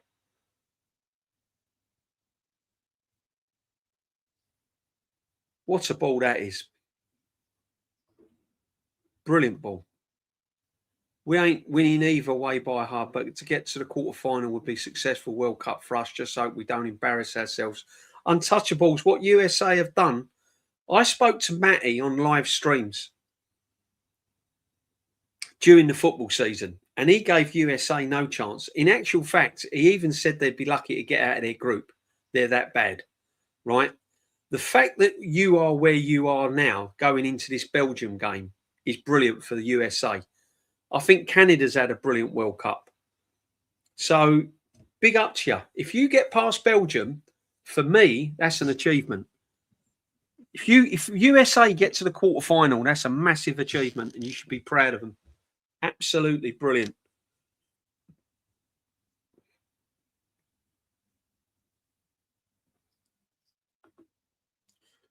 What would Messi be like playing away at Stoke on a freezing cold Tuesday night in January? This is it, isn't it? We all know what Ronaldo was like. Doing the business, scoring all sorts of goals. Yeah? This is what I mean. This is why he just edges it for me. Because he's been there and done it. He's been there and done it. Yeah, Messi's won a World Cup. But has Messi taken a trip to Bolton on a Tuesday night? You know? I think England can win if they meet Argentina. I'm not scared of Argentina. I'm going to be brutally honest with you. I'm going to be brutally honest with you. Argentina do not scare me. I'll tell you what scares me. The way it's going to be leaning towards Argentina winning. Be interesting to see who the officials are if we get Argentina in the semi-final and the way they handle Messi. Outswingers, not enough in-swingers because of fear of fouls, they're called. Yeah, do you know what? The rules could have... I think the rules have had a massive impact on these corners, that Jam Boy. That's brilliant. I didn't think of that, you know. I thought about the set pieces have not been up to standard, and probably that's the reason why. Spain on the attack, oh, it's a wasteful ball. Got to do better than that. Gets it back, gets the shot off. No, grass cutter, that ain't troubling the keeper from there. A lot of huffing and puffing, but nothing really happening, to be honest. One goal wins this game. Whoever scores in the next 10 minutes wins this game. USA have no business getting this far. No, exactly. Big up to them. Big up to them. And they've played well. Only one team that scare me is France. Yep, Darren, I'll make you right. 100%. Exactly, I agree. I would really like England to meet Argentina for revenge. Yeah, that would be good, wouldn't it? Would be good. This has come down to compared to the classic we witnessed last night. 100%, my friend. Big up to you. Guys, if you've come across the channel for the first time, make sure you sub and smash your like. As I said, there's not many in tonight. It's not the reason why I do the watch-alongs. I'd rather sit here having a good old chat, guys, about all sorts than sit on my own watching the football. But Saturday's going to be massive, guys. Massive. Make sure you join us. Make sure you put your notifications on. Me, Jamboy, Normski, Gianni. Get your nibbles. Get your drinks in. We're going to be there.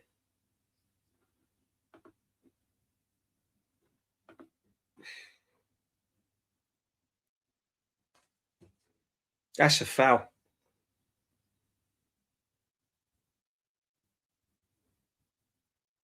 I wonder whether the refereeing in the Premier League is going to be going to take out of the World Cup book and let a lot of play go. I wonder.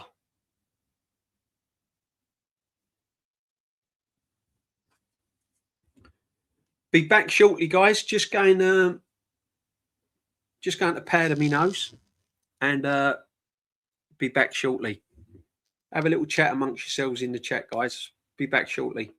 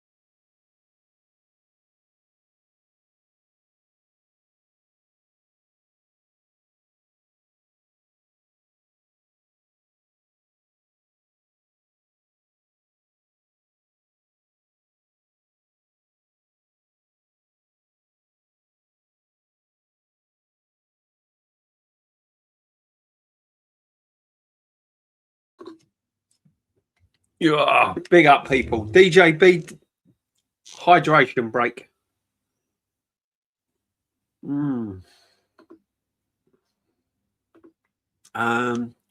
We too could not utilise a striker at all. Mikel Arteta watching Spain. Yeah. I mean, we're going to get, once the World Cup's over, we're going to get rocking onto Arsenal. I'm a little bit worried about next season, I'm going to be honest with you, but I'll save all that for another time. But I'm a little bit worried about next season, people. Can't lie. Arteta is watching this game and loving it, probably taking notes for the next year's tactics. Yeah, exactly.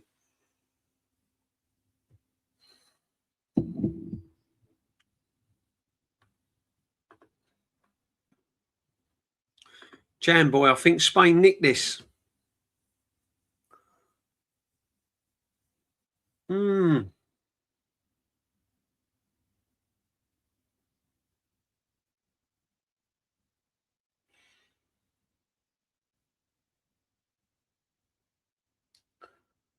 Leao's coming on. Would you take Leao at Arsenal? I would. I would. I think he's better than Martinelli.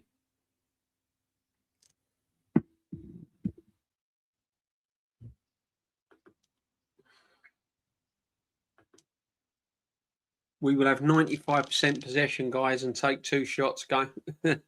Shots a game, guys. Yeah, exactly. Untouchables. That's Arteta.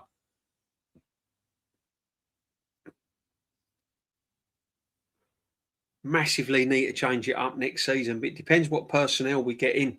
See, I've been watching. This is what I mean. This is why I don't get carried away with all these rumours and players we're linked with, and it's a done deal and all of that. I keep saying it. I keep saying it. That's why I try and keep it real. We ain't buying it. We're not getting anyone in until we sell. Trossard's out the door. We need to get Nelson gone. We need to get Fabio Vieira gone. We need to get Jesus gone. Norgard gone. We need to get rid of Odegaard. Once all them players go, then you can start talking to me about getting players in.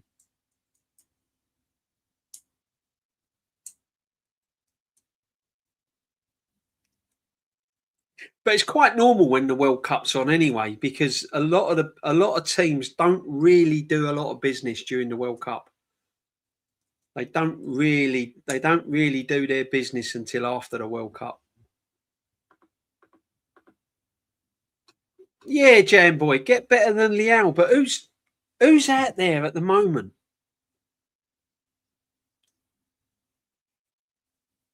Do you know?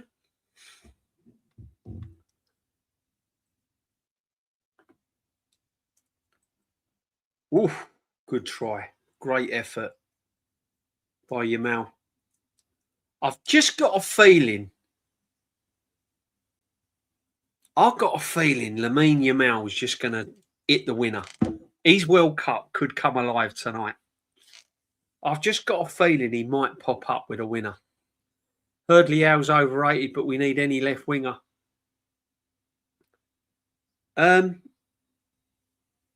For me, he might be overrated, but I just think he's suited to the Premier League. I just feel that he might be suited for the Premier League. Rather have Noosa than Leao. Watch Milan every week. Yeah, good shout. I mean, there are players out there, but one thing's for sure, we need a left winger. What I don't want, and I've said this time and time again, said it with Kenny Ken, I don't want to be paying 130 million for Morgan Rogers and then putting him out on the left. Yeah. I really don't. Just don't want that at all. That's like buying an Aston Martin and putting a Ford Focus engine in it. There's no point. Might look good, but it ain't going to do nothing. I'd prefer Barcola to Leao. Yeah, Barcola would be a good signing. I'm just thinking realistically who we could get, though, Jam Boy. I'm just thinking of the realistic side of things. Realistically, we could get... See, for me, I'm going to be... What a waste that was by Yamal there. Spain on the break. Poor ball. Poor. See, for me, if I'm going to be honest with you, we missed the trick on Semenyo. Don't care what anyone says. We should have signed Semenyo in January. Everyone were going, nah, don't get Semenyo, go get Vinicius. Rodri, that's it. Last summer, Rodri. That's all we kept saying. That's all I kept hearing. And I kept saying, forget Rodri, he ain't coming. Go and get Semenyo. No, I don't want Semenyo, he's a scrub. Go get Semenyo. Don't worry about Rodri. Go and get someone that realistically we can sign. Go and get Semenyo. No, we want Rodri. Yeah, I know who we want, but realistically, who can we get? We ends up with no one. Semenyo ends up with Man City, changes their season around. Yeah, wins them 2 cups, basically. And we end up with Trossard and Martinelli still.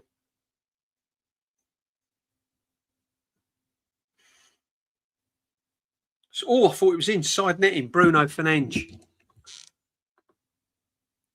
Drop the bag for Vinny. Yeah. See what happens. Do you know what, right, Jam Boy? That wouldn't be a bad shout. Just go and test the water. I said this about Harry Kane. When Harry Kane wanted out of Spurs and he was linked with Bayern Munich, I got laughed at, but I turned round and said, go and slap 120 million under Levy's nose and say, we want Harry Kane. I'm not saying he would have come. I'm not saying we would have got him. But just go and test the water. Go and test what strings you can pull and what heads that can turn. Because you never know. You never know. If we'd have done that with Harry Kane, he could have been playing for us. I think we've got to do the same with Vinicius. I think we just got to go and just say, blah, blah, blah, we'll offer you this much. Yeah? We'll give you Martinelli in exchange, and because we've got some players that we can offer in exchange, you know. That's another trick we can do.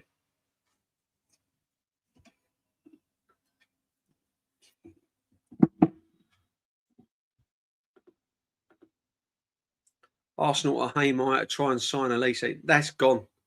We ain't getting Elise. Elise ain't leaving Bayern Munich. Problem is, right, we get Elise, Premier Man. I understand what you're saying. Big up to you, my friend, right? What you got to realise is if we go and sign Elise, how are the fan base going to be when Saka's on the bench and he don't get a game because he's not getting in over Elise? Starboy is not starting over Elise. Can you imagine your top gooners seeing Saka benched every week for Elise?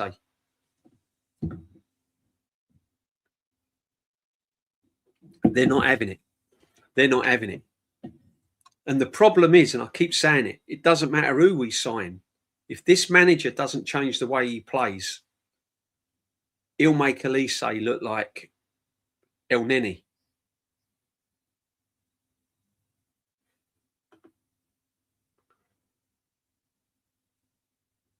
We do have some clout. We're Arsenal Football Club. Oh, that's a great ball into Elmo. Turns. Great defending. What a block that is. What a block that is. He's one player I'd like at Arsenal. Dani Olmo.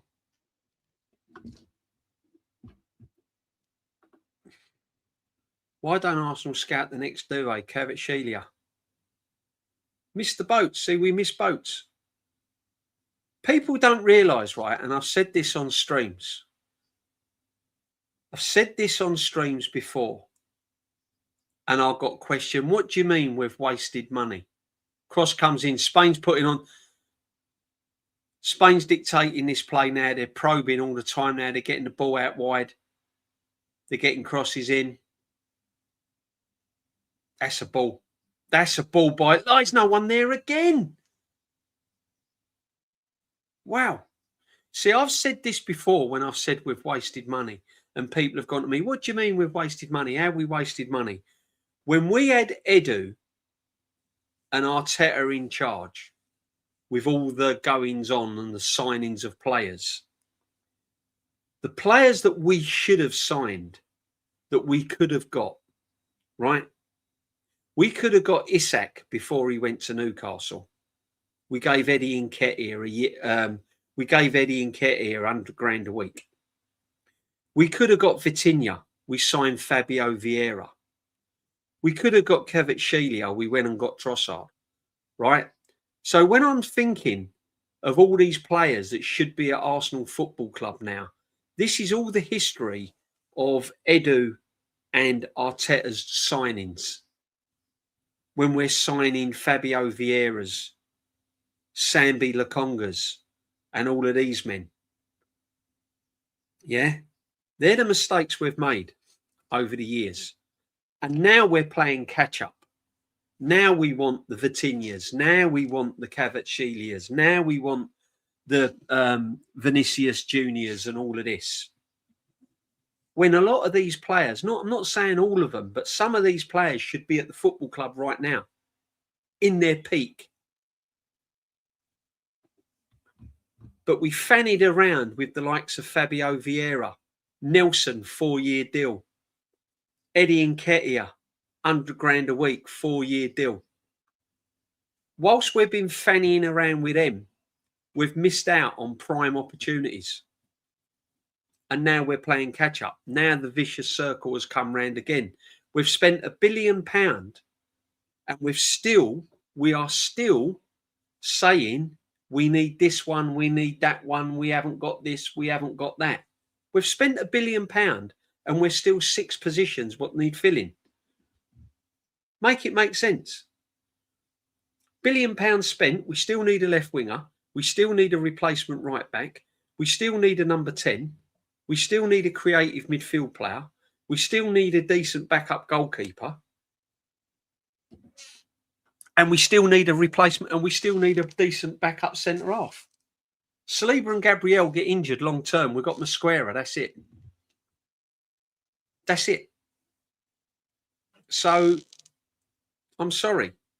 Just because we win, just because we've won the league, it doesn't paper all the cracks for me.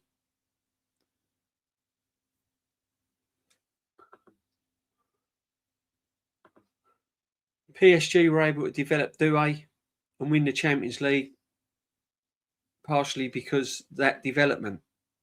Exactly. Some managers can bring talent on. Our golden generation, this manager could not improve. We had we got the likes of we had Nelson, Emil Smith Rowe, Dowman, Skelly, all of these men. He's only just discovered Skelly to play in midfield. Dowman don't get a look in. Ethan Nwaneri's gone out on loan, going to be sold. Reece Nelson fell off of a cliff. Emil Smith Rowe didn't achieve nothing under this football manager. Meanwhile, the likes of Doué has turned out to be an absolute baller. Substitutions, David Silva is on. And we're going to bin Ethan. It's a disgrace, yeah. And I'll tell you the next one. You can clip it up if you want. Max Dowman will be on his way. I'm telling you. Max Dowman will be on his way as well. And if a team comes in and offers 70 million for Skelly, Bert is thinking, yeah, okay. We have a lot of bang average players. I can't see Arsenal retaining the league unless he signs real quality. Madueke is bang average. This is what I'm saying. But Premier Man, we've spent over £1 billion.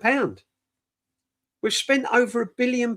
This guy is going into his 7th, 8 years at Arsenal Football Club.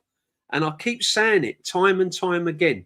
If I'd have said to you as an Arsenal fan that we're going to bring a football manager into this football club and he's going to win 1 Premier League title in 8 years and spend nearly £1.5 billion in the process, you'd say to me, I'm not touching that manager. Don't give me him.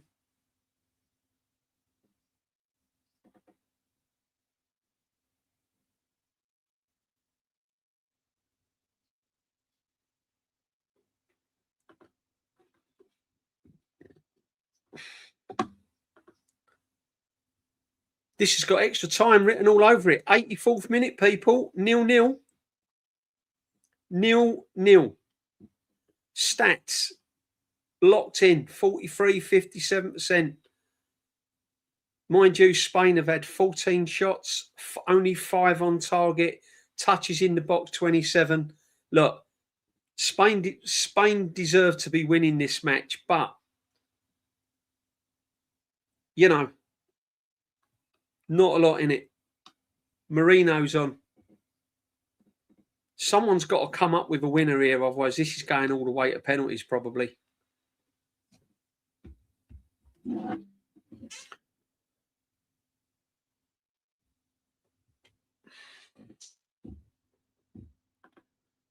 Don't worry, that 20 million for Trossard will balance the books. Untouchables, man. Yeah. I've not lost. I won't lose sleep getting rid of Trossard. He'd give you 3 games. He'd give you 3 games. Then he'd give you like 8 games of like non-existent. Then he'll show up in 2 games. Then he'll go 6 games non-existent.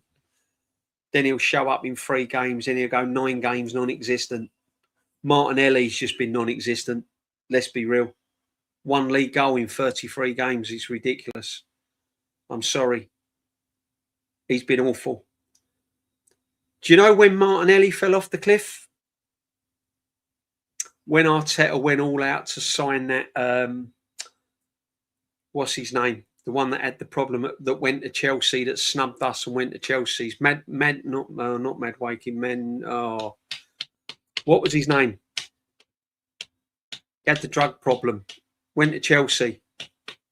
Arteta wanted him. Went after him. Put in an offer. Got turned down. What was his name? Can't think of it. That's when Martinelli fell off.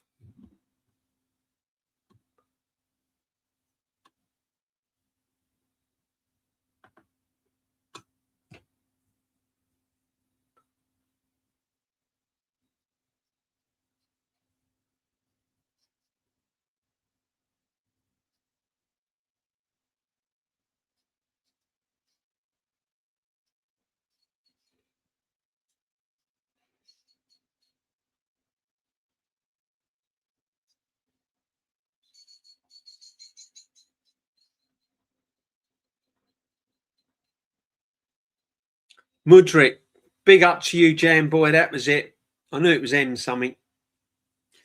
When he was going all out to get Mudryk, that's when Martinelli's confidence went. Spain still probing. They still look like the team that's going to score. They're not really. They haven't really created anything kind of clear cut though. As I said, there's a lot of probing, there's a lot of huffing and puffing, but they haven't really created anything clear cut. I knew this weren't going to be an high scoring game. I just knew it was going to be an intriguing game.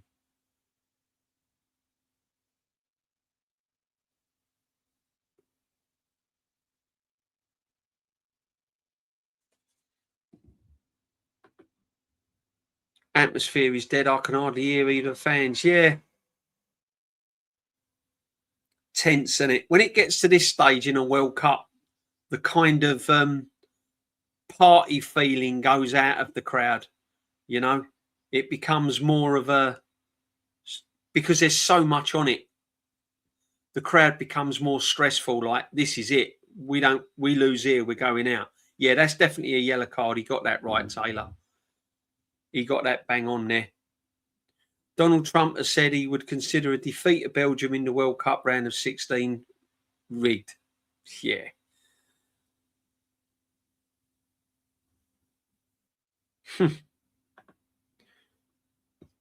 It has, Jam Boy. It hasn't been a spectacle. I've got to be honest.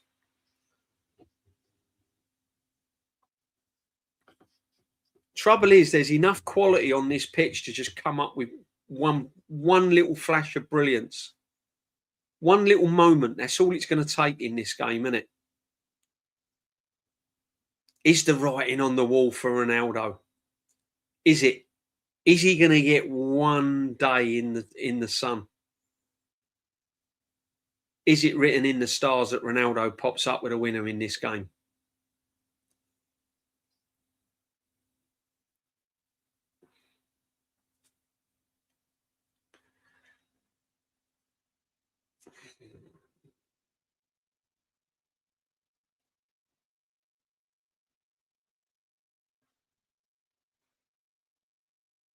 Can't have Brazil and Spain going out.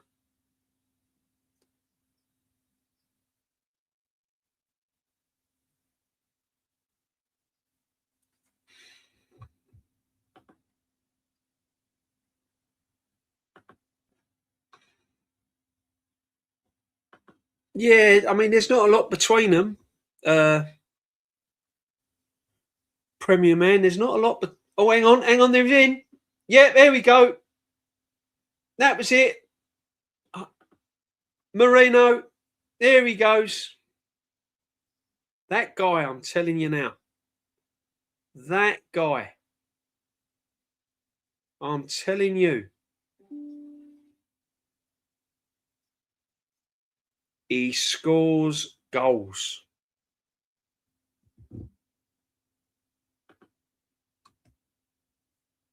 Wow. There he goes, little. There he goes, round the corner flag. He scores goals. Look, just that little bit more. Here's the free kick. They're ball watching. Takes it quick. Look at that. Look at that football. Look at that football. See, that's levels. That is what I mean by levels. Look at that little flick there through ball. That little turn and flick through. Brilliant finish. That's what Spain are capable of doing. That is what Spain are capable of doing.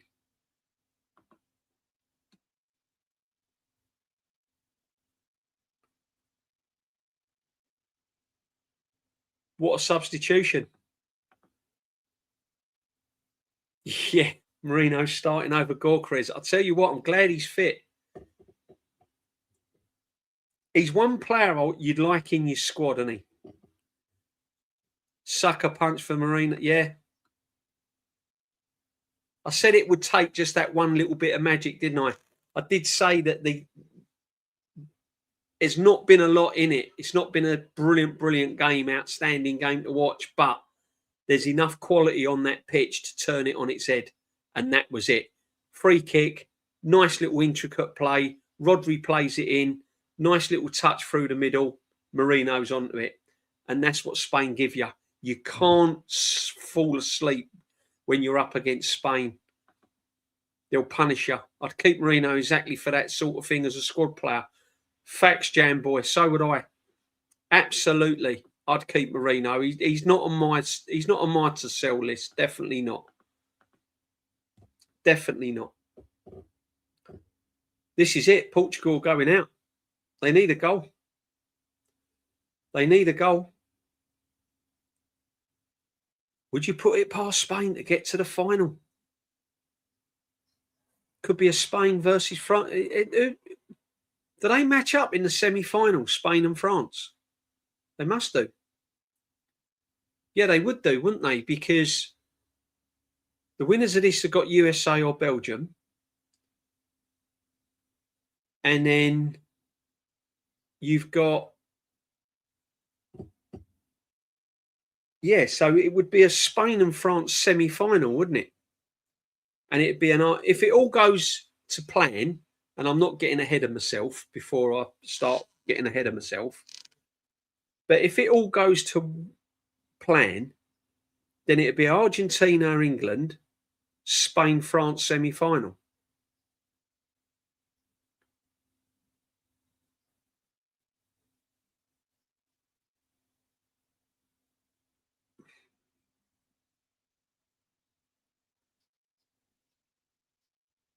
Just ain't done enough, have they, Portugal, really? Especially the second half. They've been a bit tepid, haven't they? As Kenny would say, you've run the bath and it's lukewarm. That's Portugal.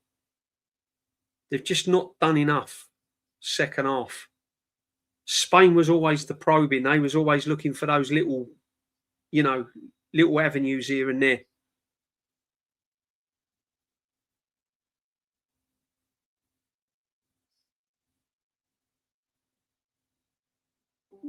Time's running out.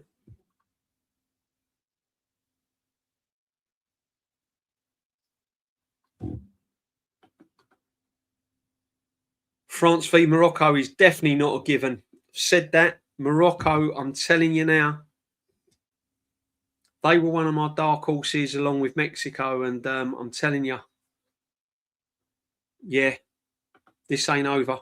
Keep San Marino is a bad boy. I like him. First 11 for me. Somehow get him in.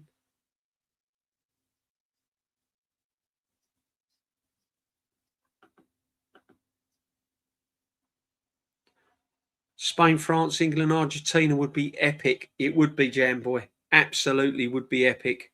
France v Morocco isn't a good. No, definitely not. Yeah, it's just rubbish.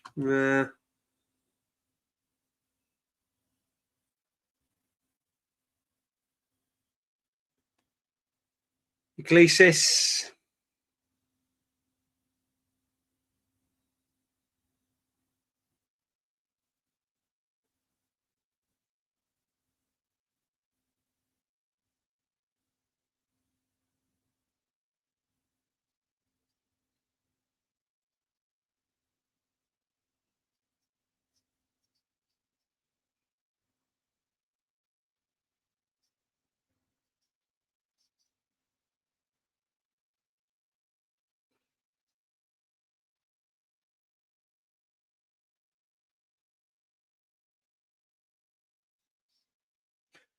It's like Cucurella, right?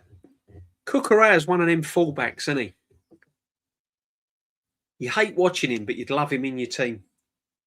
And one thing with Cucurella, he always plays well for his national team. Very rarely has a bad game for Spain, Cucurella.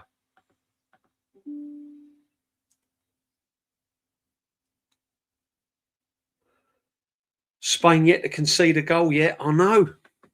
They're quietly going about their business, aren't they? People are saying about Argentina. People are talking about France. People are talking about England. But Spain are just quietly going about their business. Man like Turkish from his YouTube channel has just entered the park. Yeah? Turkish lookalike. Big up Turkish.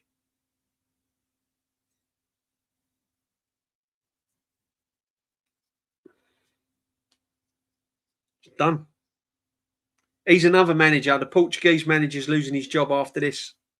He's done. He ain't taking them Euros. Portugal will be another one looking for a manager. I reckon Jurgen Klopp's going to end up at Germany. You don't refuse your country when they come calling. I'm sorry. You just don't do it.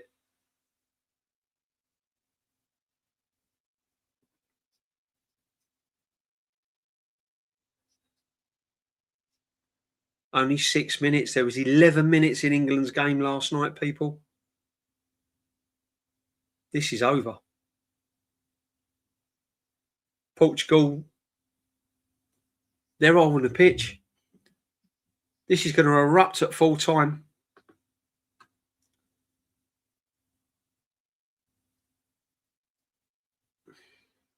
England fan says you wouldn't win the World Cup because of the heat in America. Seems like you're doing all right, even in Mexico. Yeah, exactly. Exactly. One thing with this England team, they've got a lot of. I'm surprised the amount of passion they're playing with. I think it's brilliant. I'm brilliant. Martinez getting. I think Martinez is gone after this if they don't get through. I agree, bruv. I agree. Here it is. Here it is. Oh, Ronaldo's got to throw himself at that, hasn't he? It's all over. Marino has sent Spain to the quarterfinals of the World Cup. Look at that. All over. That's Ronaldo done. Look at Marino. Look. Happy days. The Arsenal man. Good boy. Always nice seeing Arsenal players do well, though, in the World Cup, isn't it? I remember that time, Manu Petit and Patrick Vieira that year.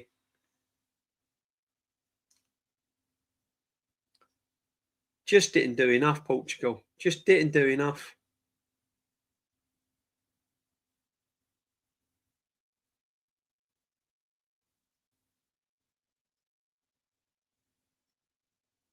Brilliant goal, though.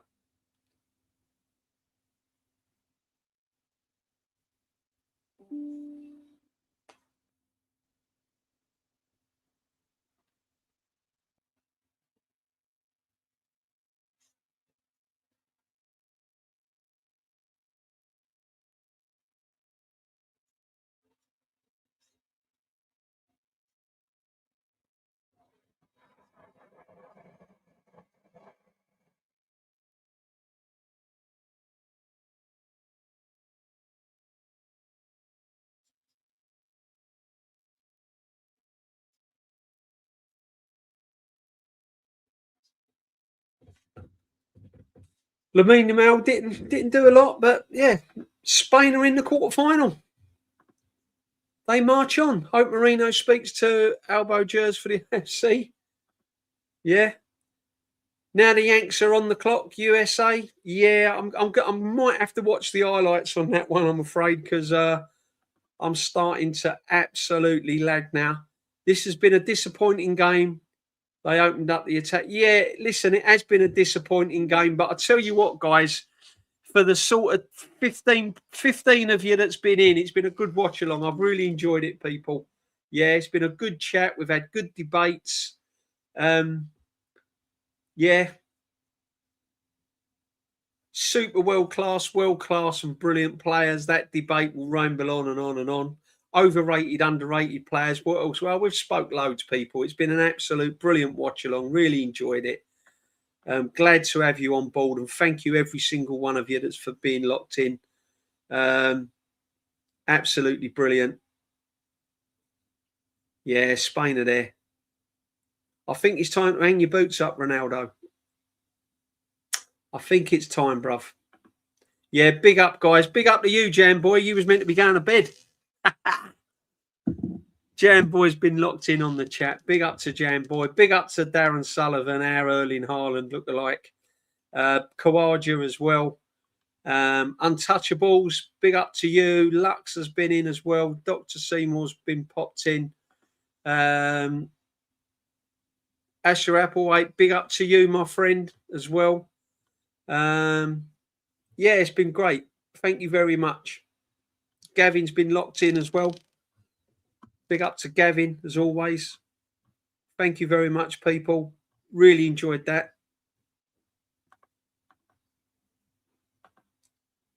Yeah, cheers, Darren. It's been good, man. It's been good. Good old chat. Good old chat. Spain will feel that they can win this World Cup, you know. They will feel to win this World Cup. Yeah, what's your predictions tonight? I think USA are going to turn Belgium over. I think USA will play Spain in the quarterfinals. I fancy USA as well, 100%. Shane and Views raid. Yeah, big up Shane and Views. Thanks for the raid. Drop the thumbs up on the way out, guys. Tell you what, guys, listen. I'm about to make the move now myself. Rants and Shane raid. Big up to you, people. Where was Ramos? Big up everyone that's locked in. Make sure you smash your like on your way out as well. Aha, Untouchables. I'll be watching with keen interest. I love the USA, but want you out as you are the homies. Your president is dangerous. Yeah. There is only one Mikel Merino DJB. Seems like it. Seems like it. Get him in over Gyökeres. More of an actual, you know what I mean? Technically, he's a better player than Gyökeres. Why not? Why not? Put him in over Havertz all day long, 100%. Spain pulled an Arsenal. Yep, 100%. Remember, Martinez was one of the favourites to replace Wenger. Yeah, do you remember that? He was. Remember that very well. Oh, Mikel Merino. Merino, our striker in 26, 27, 100%. Why not? Today has become very clear why Messi is better than Ronaldo. Come on, man. You can't judge Ronaldo over this one World Cup. You just can't do it.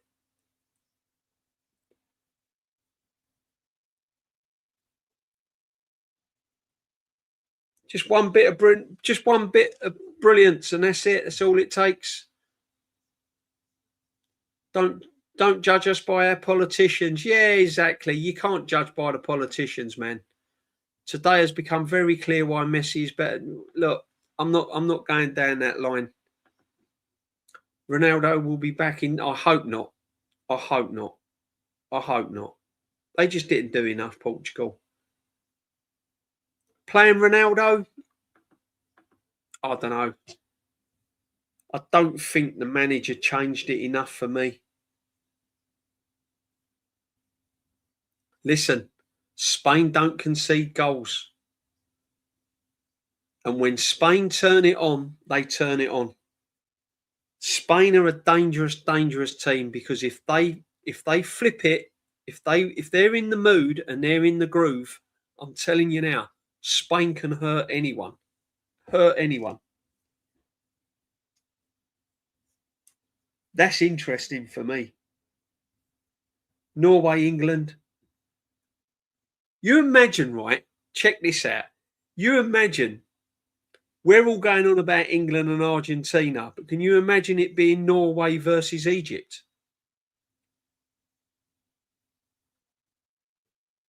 Imagine that.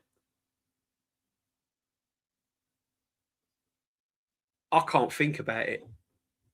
I can't think. I'm going to be a bag of nerves come Saturday. Bobby Brown shoes thought he was the Dogs' bollocks in 2014 World Cup, laugh out loud. Martinez will start Ronaldo up front in the next World Cup, clown. How was Ramos not getting even 2 minutes when he... Exactly. Do Argentina beat Spain? No, I don't think they do. I don't think they do. As I said, Spain's the sort of team that will lead you into a false sense of security. You think, oh, it ain't the Spain team. But then all of a sudden, they can just... That goal, bang, bang, bang, 1-0, done. End of. But they can do that at any time. That's why they're dangerous, and that's why they're so difficult to play against. If you commit against Spain, they'll open you up. If you bomb forward against Spain, they will hurt you. Big bad baffling ego is just crazy. Yeah, I think Ronaldo's had his time, man. He's had his time, but listen, he's been an absolute brilliant player. He's been a brilliant, brilliant player.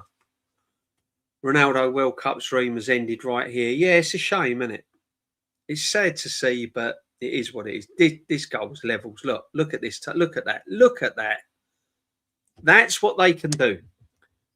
That is what they're capable of. That goal there sums Spain up to me.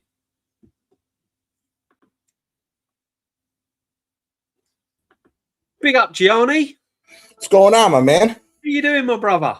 Good. Just got home from work. That's all right, man. That's all right. I don't think Portugal done enough, did they? No. And I'll be honest with you, there was some frailty to Spain as well in this game. They weren't the same. They weren't the same team. I would have thought that with how bad Portugal's midfield played against Croatia, that Spain would have had a much better time in this game than what they did. So I'm a little. But having said that, though, Gianni, that Spanish goal just gives you an indication of what they can do, what they're capable of. Yep. Of course, it's Marino. Unbelievable. Incredible, isn't it? I'll be honest with you, brother. I honestly hope Arsenal get rid of Havertz. I'd rather keep Marino as the backup false nine. Oh yeah, me and Jamboy was in the chat and we said it. I want for me, Marino is not on that list of players I desperately want gone from the football club. Yeah, no. He's not on that list. No. That's Odegaard, Jesus, Havertz, and Odegaard, Havertz. Martinelli for me. Martinelli, yeah. Marino's not in with that shout. However, if someone was to come in and offer big money for him, if someone was to come in and say 70 million or 80 million, yeah. So I'm not. What I'm saying is, he's not on that list of I want him out the club. However, if we can get big bucks for him, then I would understand why we sell him. 100%. Would you have him as a starter, as a main man then next season? No, but I would have him as the bench guy for Gyökeres over Havertz. The key thing is the amount. That's Jay Lux just said it before I could say it.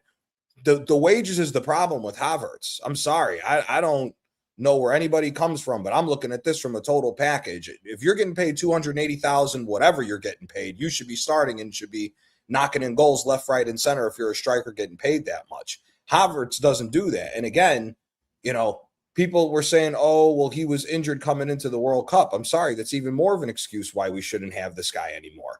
280,000 pounds a week and he wants to be on the bench. I'm sorry. Not for me, man. I'm actually trying to pull this up right now to see what it is to where. See, I think the problem is now with Arsenal is I don't think we are in a position now where we can sort of have luxury players at the football club. You can't have players that are just nicking a living. No, You've got to have players now that have got the hunger now, because Havertz, for me, he's kind of nicking a living. He's won 100%. things at Chelsea. He's now won a Premier League at Arsenal. He's on 280 grand a week. He's injury prone. Has he got the same? Do you know what I mean? For me, Yeah. he's just a bit of a luxury for me. DJ, if he was to hit, if he was to hit whatever his totals are to get bonuses, he's getting nearly 17.5 million pounds a year for salary. If he was meeting the requirements to pick up all of his bonuses. So it's like, and Marino's on 130,000 pounds.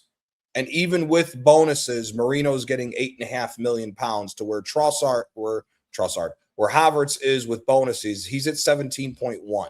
Wow. Huge difference. Wow. Huge difference. Yeah. And they're the players you got to get rid of. Havertz is robbing Arsenal. Yeah. Silver Gunner, you're 100%. 100%. At this point, I would take a loss on Havertz. Nobody's going to pay. Like, this is the thing that everybody was saying, like with Odegaard, they're like, oh, it's a shame. He's a Champions League winner. He's a Premier League winner, and he's the captain of Arsenal. I go, yeah, I understand that. But the time to sell Odegaard was 2 years ago. If you were going to sell him, if this was the worry, you should have sold him 2 years ago when he had his last double-digit goals and assists season. Nobody's paying 40 million. Nobody's paying 40 plus million pounds for somebody who can't stay healthy and just goes like this. We said it on the watch along. We were saying it when we were doing the watch along last night. He was useless in the game against Norway. Yeah. He was the worst player. We were all shocked that he was the guy that stayed on the pitch for 90 minutes with Norway versus Brazil. He was terrible. Yeah. No, facts. Absolute facts, my friend. You know, and this is the problem we got. And I am worried about it, because people are saying, oh, Arsenal are going to be up there next season. They're going to be challenging this, that, and the other. And I'm going, well, hang on a minute. We haven't got anyone on the left. We've got a striker that still, for me, is trying to find his feet in the system that we play. Not the fact that he's an horrendous goal scorer, because he is a goal scorer. Technically, he ain't the best. I'll give him that. Mm-hmm. But in the system we play, we've got a striker that's struggling. We've got Saka that's injury prone, and you can tell he's half the player he was. Yeah. And then you got Noni Madueke, who's for me is not good enough. So he's a clown of a football player. How he's getting England shirt, I do not know. What did Simon Jordan say? He said he's a speedboat with no steering wheel. Yeah. I've always said he's a beach ball on a windy day, and you're on a beach, and and it's got caught in the wind, and you're running after it because the kids want their ball back. Yes, do you know what I mean? Exactly. You know, and then you look at the number 10 position, and for me, Eze is still not the Eze that we thought he was going to be when he turned up at Arsenal. He has little moments here and there, and but he's not the consistent creative player that we bought him for. Again. Is that because of Arteta's tactics? So once again, that attacking lineup that I've just said there is cause for concern going into next season. Mm-hmm. You know, and if you sell Saliba, we only gave up 27 goals last year for in the Premier League season. We only gave up 27 goals. If you end up selling Saliba, do you really think the guy who's replacing Saliba is going to keep that standard for that long? No. Even if you sell here, let's take the best bar Gahey, because you can't buy him because City's not going to sell him. Chelsea doesn't have any center backs that wow me. Van Dijk, Liverpool would never sell him. So once you get past that, Manchester United, no, there's nobody there that grabs my attention from United. No. When you honestly start looking, where is the best center back that you would get that's already used to the Premier League to come into Arsenal to hit the ground running? At that level. At the level. If you want to go down a level or two, then there's plenty of center backs, but that's the problem. Yeah. This is what we're saying. This is the difference between the big teams that constantly try to win. They go out and get players that are a hair under the level that they know come 3 months into working with the team, they should get up to par with the rest of the team of what the standards are. There's not really that many players that you could look at in the Premier League at the center back position who's going to do that. I would say that maybe the only guy you could maybe look at is the French kid at Crystal Palace, that Lacroix. I think he's a good center back, but I don't think of the quality yet to get to what Arsenal need to try to go back to back. And again, that's just the center back position. Our defense is what we prided ourselves on, is what won us the league. So we're now concerned about doing that if Saliba goes. And to your point, we still haven't figured out who the left wing is, because the left wing is just a gaping hole at this point. Yep. So that's the big question now. 100%. Yeah, no, and there's question marks all over the pitch for me, because Saliba could easily have his head turned, because Real Madrid are kind of sniffing. And if they offer the big bucks, no player, I don't care where you're playing, no player is turning down an opportunity to play for Real Madrid if the wage structure is right and the deal's on the table. Yeah. So Saliba could easily go to Real Madrid at any time. And then you're looking at the right back position, Timber. Timber fit, brilliant. Yeah. Superb right back. The problem is, what people forget is Timber has also had a lot of injuries. And then you're looking at backup for Timber. We haven't got one. You can't tell me Mosquera's a right back. He's not a right back. Oh, he's not a right back. He's not a right back. He did a good job. Yeah, he did a good job filling in for Timber when it was called upon for him to do it. Yeah. But the thing is, though, DJ, look at how much work both Madueke and Saka had to do to protect the right back position, both in the Champions League final and in the league the last 5 games. When you look at where they were at and how defensive they were playing to protect Big Up Static, to pick up and protect Mosquera.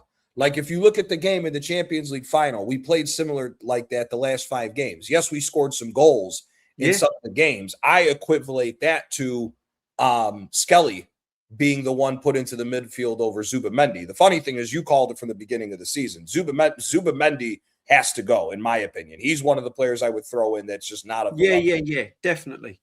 100%. Yeah, we'll see. We'll see what ends 100%. Up happening with that. Although I'd like to see Zubamendi in a more advanced position. You put Zubamendi in the 8, perhaps, I might change my mind about him. But I just feel that Zubamendi in the 6, long term in the Premier League, he's just not suited for that. He's not suited for that role.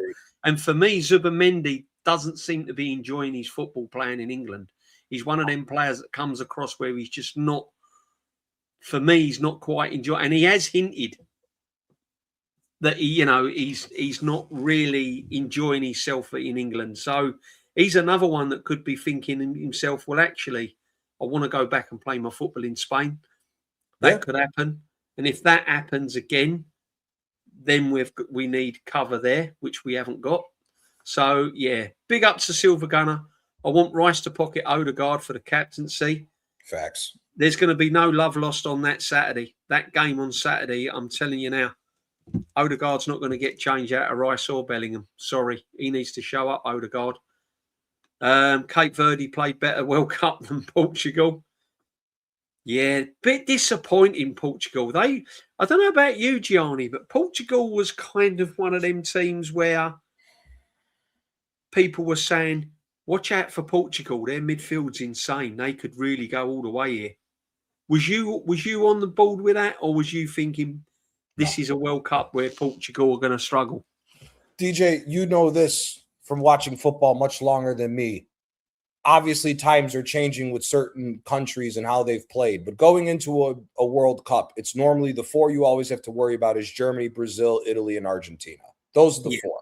After that, it's a bunch of what if, buts, and maybes with these other teams. Spain, Portugal, for me, just to start, Vitinha and João Neves look great, but it's also because of who they have around them on that team at PSG. When you look at Portugal, okay, Nuno Mendes is there as well at PSG, who's a fantastic left back, but ends up getting hurt. The defense for Portugal is not good whatsoever. I'm sorry. Ruben Diaz is not a good center back. He's been overrated for easily the last 2-3 years. I don't buy into any of the nonsense that people try to say with Ruben Diaz. For me, I think Aymeric Laporte's been the best center back that Manchester City has had in the recent days. Yeah. I agree with that. Diaz is completely overrated. Yeah. Because when you look at it, Ruben Diaz is oftentimes out of position. Laporte is fundamentally, he's a more sound center back. His awareness is much better of where he needs to be when defending is required. Diaz, this game that I saw today, remember the last World Cup, the Euros, 40-year-old Pepe was the better center back for Portugal than young Ruben Diaz is. And Ruben Diaz now being thrown out there on his own, he's not that good. So I thought the defense was already suspect for Portugal. But the other thing is, the biggest problem with this is the manager. Roberto Martinez is not a good manager. This guy is still living off the fact that he got Everton to 5th place in the 2013-2014 season. It's 12 years ago, bro. It's 12 years ago. The guy couldn't get over the hump with the so-called golden generation of Belgium. No. And the football they were playing wasn't brilliant for that talent. Not for how are you playing 3-4-3 with all the players that you had on that damn team? No. It's absolute nonsense. Absolute nonsense.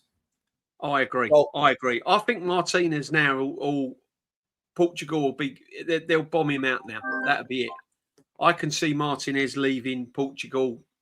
That'll be another manager that needs to be filled. Gianni and Matty is why I want the US to progress. Big up to you, Silver Gunner. I appreciate that. We'll see.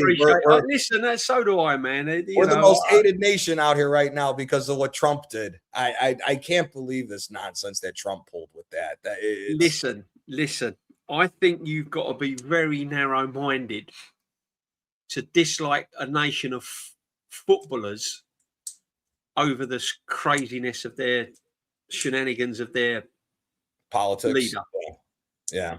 You got to take that away. You got to get politics out of the football side of things and just look at this USA team and look at the fans and the World Cup that's been produced. I mean, come on.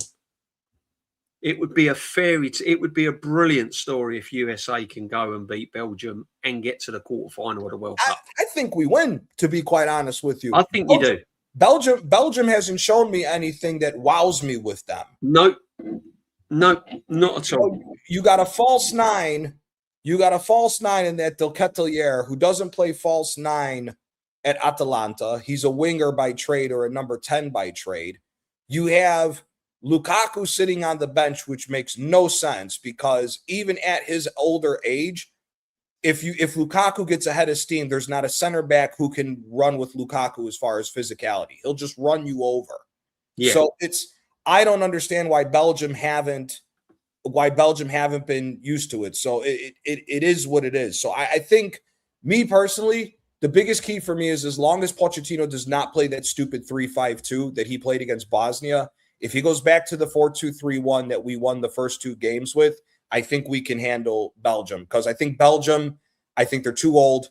De Bruyne is not De Bruyne of what he used to be. No. Like I said, their best player has been Trossard, and easily Trossard, is not what he used to be either as a player. We talked about that last night.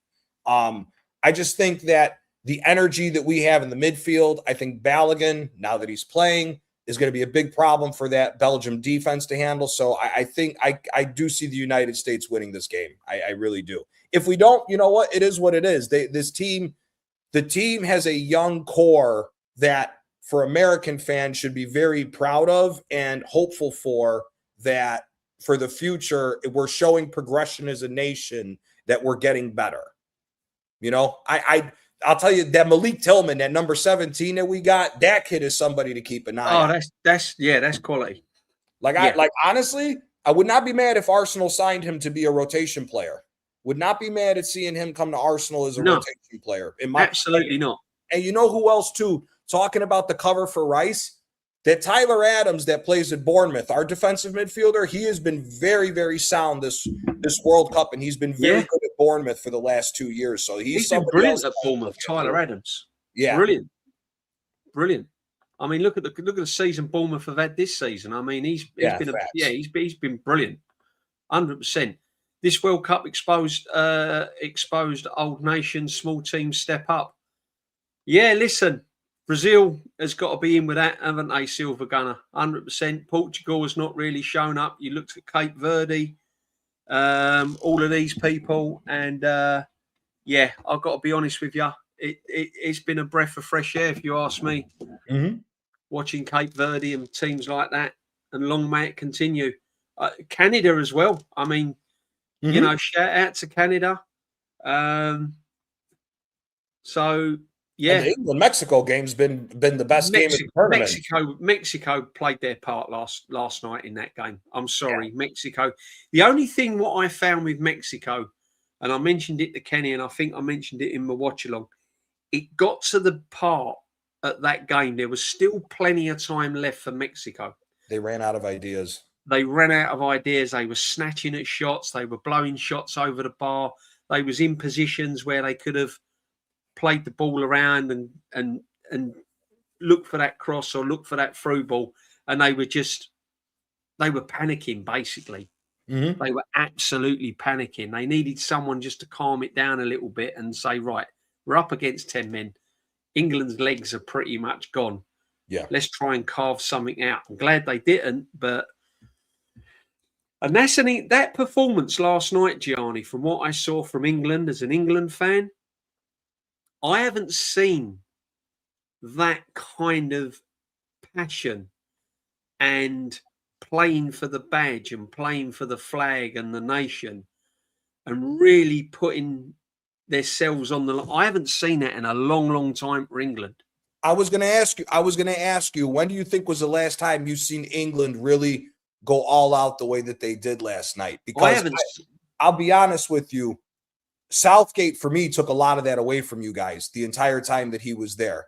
Like you would think, like the final example for when you guys played Italy in the final of the Euros. Yeah. Getting that early goal, that should have been, let's go get the second one and put these Italians out of the way so that now that we can rest on our laurels. England has never been a team that's had a good enough defense to go score one goal and sit back and try to shithouse away to a victory. And there's too much attacking. There's too much attacking. The Euros when we stuffed Holland, Shearer and Sheringham, and that was the last time I really saw that from England. But last night it had everything for me. It had on the line. It had brave defending. You know, tackling, getting amongst them. Breaking up play. I haven't seen that. With Southgate, what I saw from Southgate is a togetherness. It was a friendly, fluffy atmosphere. The players enjoyed playing for England. What Southgate done, he broke that north-south divide. He broke that kind of, I play for Liverpool, I'm sitting on this table. You're playing for Arsenal, I'm not talking to you. Because that generation of Gerrard, Scholes, Lampard and all of that, Rio Ferdinand and all of that, that should have been our golden generation when we should have won something. 100%. The problem is with that generation, there was too much of a division. There was players sitting at the breakfast table not talking to one another because they played for Man United or they played for Liverpool. Yeah. Southgate crushed that. He got the players wanting to play for England. So that I respect him for. Yeah. But he wasn't, how can I say? He was a kind of... Not gritty enough. How can I not lose it rather than how can I win it? Yeah. Whereas Tuchel has got the balance of, right, we can do this not to lose it, but there's ways now we can win it. Yeah. You know what, too? I think Tuchel has brought a little grittiness back to you guys. Yeah, he's brought that little nastiness back. Yeah, I think England... Which we need. Yes, I think England's been missing that nasty side of what you need to get over certain games. Like the game against Mexico, if this was Southgate's England, you guys would have lost that game. If that was Southgate's England against Mexico and that type of that's you but guys on the flip side of that, if that's Tuchel in charge of England against Italy in that final and we 1-0 up, we win it. Let's win. 100% you guys win. 100%. That's the difference. That's the difference with the in-game management kind of thing that we talk about. And I talk about a lot of this with Arteta. You know, over a season when teams are not quite on it, yeah, we could probably win the league. A one game off in-game management, Champions League final against PSG, Carabao Cup against Man City. I'm still worried about it, bro. I'm still worried about it. If Tuchel won the World Cup for England and all of a sudden walked away from the job, would you say sack Arteta and bring Tuchel to Arsenal? I'd take him, yeah. I'd take him. Yeah, I'd take Tommy Tooks at Arsenal, 100%.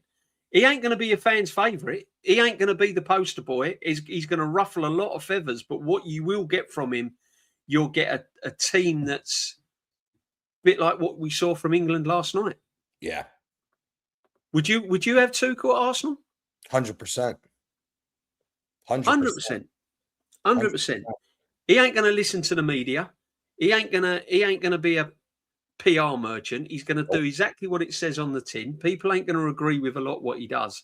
Listen, me personally, Tuchel as a personality, I'm not over convinced as a person. I'm sure he's a lovely guy, but he don't come. But I don't want my manager to be a nice guy. I want my manager to be ruthless. Oh, that's the reason why I would take Tuchel, because Tuchel don't give a rat's ass. He'll tell you how it is. You saw, look at the fight. The whole reason why he got sacked from Chelsea when Todd Bowley was asking him, what about Cristiano Ronaldo? And Tuchel's like, are you fucking nuts? Why do I want him on the team? And he's very abrasive. That's what I like. Yeah. Tuchel, I honestly don't remember, maybe up until Capello, maybe it was Capello the last manager I saw for England. You don't see English managers going after their players the way Tuchel does.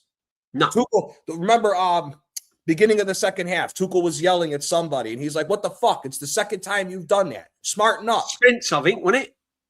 It might have been Spence when Spence. The other game. Might have been. Yeah, the other game. Yeah. Yeah. He was killing him, yeah. They would have been like this. Oh, calm down. Everything's okay. Tuchel's like, no, straighten up. Mental.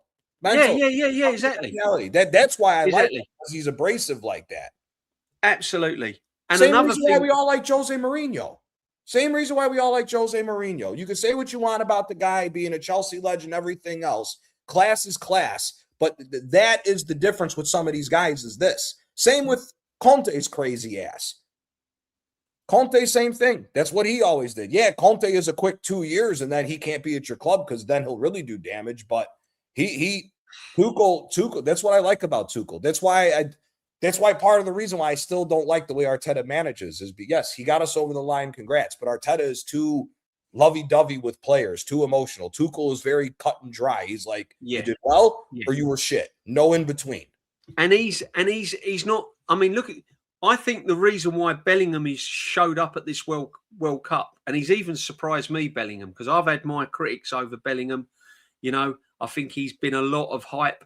I think he's been but I'll take my hat off to him. You know, he surprised me. And if he keeps going along down this pathway, he's going to be a super player that we all remember for years and years and years. However, the way Tuchel handled Bellingham when he dropped him from England and when he sort of said that, no, hang on a minute, there's reasons. Mm-hmm. He will do what's best for the team. He won't get drawn into this like, oh, I've got to play Bellingham or I've got to play Kane because it's Kane. Yep. If he don't think it's right for the team, he won't play him. And simple as that. So that's another reason why I like him. Mm-hmm. He hooked off Saka yesterday. Did you see Saka's face and that on the watch along, his body language? Yep. He's not a star boy at England. Arteta plays him. Arteta leaves him on that pitch. Simple as that. And this is the difference. I'm really worried about Saka next season. I think Saka's going to be the new. I think Saka's going to turn into the new Aubameyang and Ozil situation come halfway through the season. If Saka, let's say Saka gets 2, maybe 2.5 months off coming back, that's definitely a shout, Silver Gunner. If Saka comes back and let's say I think he's still going to be hurt to the point where Saka's not going to be able to play close to like the first 2 months. I think if anything, Saka's going to be a substitute the first 2 months of the season because he just looks terrible. Fantastic assist that he got last night, especially the right-footed one. I'll tip my hat. But outside that assist, he was nowhere to be found last night. Yeah, but exactly. And but that assist there, Saka was getting into those positions and doing things like that consistently. Yeah. I'm looking at Saka, what he used to do consistently well. He's now not doing it consistently well. So he used to cut inside, get a shot off, or he used to face up to a defender, drop his shoulder, and he was gone either down the outside or on the inside. He ain't doing that now. He's getting the ball nicked off of him. He's running it out of play. He's giving the ball away. All of these little things now, I'm thinking, unrecognisable. And, you know, we've seen it with Martinelli at Arsenal. Now we're seeing it with Saka. And this is the problem. And as I said on my live watch-along earlier on, when you think about it, this manager at Arsenal is going into his 8th season. Yep. Pretty much. I think it is his 8th season. Over £1 billion spent. He's going to have more money spent. If I was to say to you, I'm going to bring a manager in, you're going to win 1 Premier League title in 8 years. You're going to spend £1.5 billion, and you're still not going to have all bases covered in your football team. You're going to turn around and go, are you nuts? Yeah. What are you on? I'm not having that manager. Yep. And this is the situation we're in. It's the standards, DJ. It's the standards. It's the standards at the end of the day. First off, with Saka's whole reason why he was starting to ascend before the injuries is because Saka had the best first 2 steps in the Premier League, in my opinion. I think his first 2-step speed that he had before the injuries came, he was the best at his first 2 steps, which is why he was able to create so much space between him and the defender that was covering him. He doesn't have that anymore, and there's not enough ball. He doesn't have the technical ability to be one of those wingers that doesn't have the pace, but is tricky and clever enough with the ball to where he'll still be able to create space with lack of pace. He's not one of those guys. Pace is at the center of Saka's game, especially, like I said, the first 2 steps. He doesn't have that anymore. That's number one. Number two, DJ, no. It's the standard. We've seen too many teams. We have watched too much football over the years to see what it takes to be a great team. We've seen it. People can say whatever they want about these 115 charges. Manchester City, them 4 years in a row, kept adding to the team. Yeah. You have to keep adding to the team, even if you win. Right? So that's number one. But number two, the amount of money that you spent, I say this all the time. You can't sit here 8 years and still be, we have 1 FA Cup that wasn't his team. We scrapped that entire team, kept 2-3 players at the most, spent another $1 billion, and all we have is 1 Premier League to show for it. No, that's inexcusable. That, like I say all the time, that amount of money that we've spent, you're put in a different echelon of club for you to spend that much money and not win anything. Spurs has spent more money. Spurs don't know what they're doing. Spurs don't know what they're doing. Let's just be honest here. Spurs have had 100 million for Tonali. 100 million for Tonali. Let's take it back even further. They spent 45-50 million on that Giovanni Lo Celso. He's a winger and a false 9. They play him at a number 8. When they tried, remember when Spurs went to the Champions League final, they had Christian Eriksen playing as a right winger. And they had Dembele, I believe, was still the number 10 not the number 10, but the other defensive midfielder. They remove Dembele. They keep Eriksen at right wing, who's a number 8 by trade, but they moved him because it fit Pochettino's style at the time. You get a guy who's one of the hottest young prospects in Lo Celso, who played at Betis and PSG as a winger or a false 9 or as a number 10, and you try to make him a number 8. And then you try doing the same thing with that other kid that they got from Lyon, that Ndombele. They spent over 100 million on those 2 players. Both of them are number 10s or more creative, more forward-thinking players. You have them playing more defensive. Just from there, they didn't know what the hell they were doing. No. And then you take a team, Pochettino, good manager, played some decent football. But you take a team that was playing open attacking football to bring Jose Mourinho in, Mourinho was never going to win with that team. No. Those players don't fit his brand of football. Same thing with Antonio Conte. You know, it's just too. Conte called it out though, didn't he? Conte called it out, and he was done. Well, Conte called out the lack of ambition within that club, the lack of ambition, and he was 100% right. Yeah, 100% right. I like De Zerbi as a manager. De Zerbi is not worth no 12 million pounds a year as a manager right now. No, he hasn't won anything. He's going to get some sort of control over Spurs. Spurs are not going to be anywhere near the relegate. Well, I wouldn't have thought Spurs are going to be near the relegation zone next season. I think Spurs will be mid-table this year. Yeah. I think Spurs are mid-table. Perhaps a cup run. Perhaps a cup run, maybe the last Europa League spot, maybe. Yeah. Because for me, the thing is this. Which is an improvement for them, isn't it? When you look at the last 2 seasons. Yeah. It's 17. When you look at the prize money of how much money you get at the end of the year compared to getting 16th or 17th compared to getting 5th or 6th, it's a massive, massive change for them. But the other thing is that when you look at it, Spurs may get there by default only because the other teams that made Europe I don't think are going to be able to handle the schedule. I don't think Sunderland, Brighton, Crystal Palace, or Bournemouth. Is it Brentford? No, it's Bournemouth. No, it? It's Sunderland, Bournemouth, Crystal Palace, and Brighton are the other. Yeah, four. They're not gonna handle the schedule. No.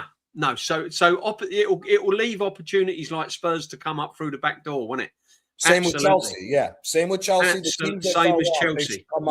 Yeah. Absolutely. Big up Silver Gunner. Aaron Robben had a similar gameplay as Saka, but Robben would cut in, smash the ball with his left foot, bamboozle fullbacks till he would pretend to shoot. Yeah, exactly.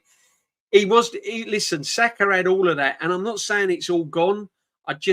I said last season throughout streams when I went on the roundabout and big channels like this, and I got laughed at. I said that Saka, to me, he's peaked.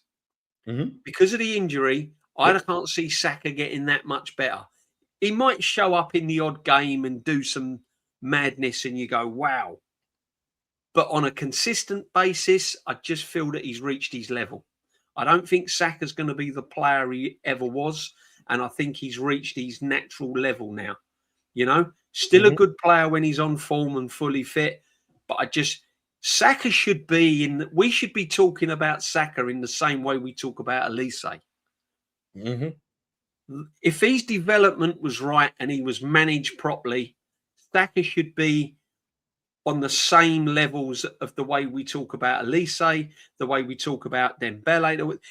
He should be in that conversation. That's how good he was when he came on the scene, and that's how good he was that 22-23 season. Mm-hmm. Now we're talking Saka of like, oh, it's a shame, really. You know, I said it's very similar. I can see him going down the lines of Michael Owen when, you know, he burst onto the scene. He was this brilliant player. Injuries caught up with him, and then suddenly he fell out the tree like a. Do you know what I mean? Yeah. And that's what I can see with Saka. And we have to worry about this with Rice. Because 100%. Rice, you're seeing in this game, that game against Mexico, Rice was blown out of his ass last night. Oh, yeah. 100%. He is. When he comes off of that World Cup, he's going to need massive. He's going to need time to just chill and 100%. Big up the Suge who's in. Big up Suge. Big up DJ B and Gianni in the chat. Smash the likes and subscribe. Question with Saliba needing surgery. Would you take Stones for a free on a 1 to 2 years cover? Not for me, Suge. If you'd have said to me 2 seasons ago, possibly I'd have taken Stones. Perhaps 2 years ago. I think Stones again has had some injuries. And I think he's not the player he was. Saliba, we've all known that he's needed surgery for a long time. What he's doing for France now at this World Cup, basically he's doing brilliant, really.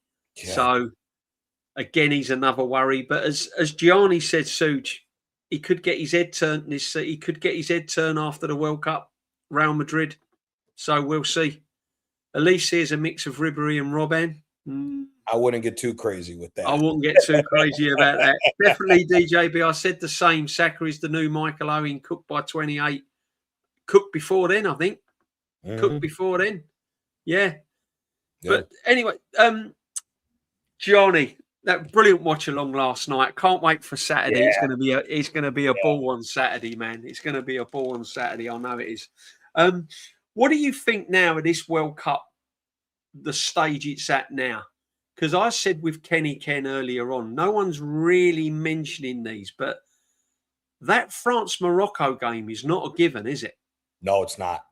No, it's not. Not at all. Can you see Morocco? If there's, we've not had a massive upset, have we, in this World Cup yet? Can you see? We will tonight. Well, would it be an upset? USA beating Belgium? Yes. I suppose in footballing terms it would be. Yeah. It would still be. Yeah, it would still be an upset. Of course it would. 100%. I can see that happening. But can you see Morocco causing an upset against France? Yeah. Especially if Saibari's fit and ready to go, that striker. I definitely think so. Because the thing is this: when you look at what Morocco's gone up against, Morocco was given 100% damn near 100% possession with the Dutch game, and the Dutch, I mean, they got that completely wrong. Yeah, France is going to play open football, so they're going to be left exposed for how Morocco can attack. Morocco and France is pretty much a mirror image of one another. The only difference is Morocco doesn't have the star power on the bench and enough star power in the starting 11 compared to France. But they play virtually the same brand of football. They both play open attacking football. They both have incredible pace to attack you and cause problems for you. And they got some good quality players. So I wouldn't be shocked if Morocco beat. And a brilliant fullback as well, Morocco, let's be honest. For me, Hakimi's the best fullback in the game. Yeah. He's such a complete player. You know who he reminds me of because of how interchangeable he is? He's not at the same level. He's not at the same level just yet, but he does have more pace than he does. He reminds me a lot of Javier Zanetti from Inter. Yes. He reminds me a lot of Zanetti. The way he can control the game from that position, he can get forward. He never looks phased either. Hakimi never looks phased. No. He always looks like he's in control of what's going on. And when he does have to recover again, when he does have to recover, he recovers and he's in the right place at the right time. Yes. He's a very intelligent player defensively where he needs to be. Yeah, Ashley Cole back in the day was brilliant at that. Yes. What a fullback he was. Again, very similar. All right, different generations and that, but you know the type of fullback we're talking about. He's that level, you know. So, that's going to be an interesting one. So if you was to put... Brazil is a big upset. I will give Suj that. Brazil is a big upset when you think of footballing terms between Brazil versus Norway. This is Norway's first World Cup. I'll give you that, Suj. At the same time, on paper, it's a big upset. We all said after watching Brazil barely hang on versus Morocco in the group stage, we all said that we could already see Brazil wasn't winning this World Cup because of how they were. So it's not too much of a shell shock that Brazil lost. I think the most intriguing thing about that Brazil loss was the fact that Odegaard lasted 90 minutes. That's the biggest shock of that entire game. But I wasn't shocked that Brazil lost to Norway. On paper. I'll be honest with you, DJ. Norway, if the only thing I will say about this with England got away with giving that Jimenez that many chances in the game. You cannot give Haaland that amount of chances in the game against Norway, or Norway will upset England if that happens. That could be the other big upset. I was just going to say that. Norway have got a game plan. And one thing with what Norway's done this World Cup, they've stuck to their game plan and played to their strengths. And another thing, I can't remember, is it I can't pronounce his name. Sheldrup, the backup left winger for Nusa. The other one, the one that came and put the cross in for Haaland's header. Yeah, that's Sheldrup from Benfica. Yeah. He's a player. You give him room. He's got a good cross on him, and he picks a good pass, and he Jed knows Spence is gonna have his exactly hands where full. Haaland likes it. Yep. And that's a danger, because if our right back's not fully fit, or you're playing a makeshift right back there, and you've got him on the left with space, he could cause problems. So listen, this is not a gimme Saturday. This is going to be an intriguing game Saturday. I wouldn't be shocked. I'm not going to be one of these England fans that are going to go, it's Norway, we're going to blow them away. Yeah, no. It wouldn't surprise me if it went into extra time, Yeah, agreed. I'd agreed. Jed Spence is going to have his hands full if he's starting at right back with that Sheldrup or that Nusa. He'll have his hands full the whole game. Remember, we've got the suspension now, so we've still got a problem at right back. We don't know if Reece James is fully fit. If Jed Spence starts, so there's a problem now. Rice again is going to have to pull it out the bag. He's going to have to play, And I don't care what you say. That game yesterday has taken a lot out of England. That will take a lot out of England, and eventually that will catch up. Because Miami, Gianni. Yeah, we had to deal with altitude in Mexico, but the heat in Miami come kickoff is going to be immense, isn't it? Yeah. Yep. What we talking about there? 38 degrees plus? 35 plus probably around 60 to 70% humidity too. It's not just you're in Florida in July. It's not just how hot it gets. It's also how humid it gets, because you're in Miami. If you were on the other side, if it was playing in like Tampa, where it's further north, you wouldn't have as many, it wouldn't be as humid as it is in Miami. That's where the problem will come in with that. Yeah. So, 100%.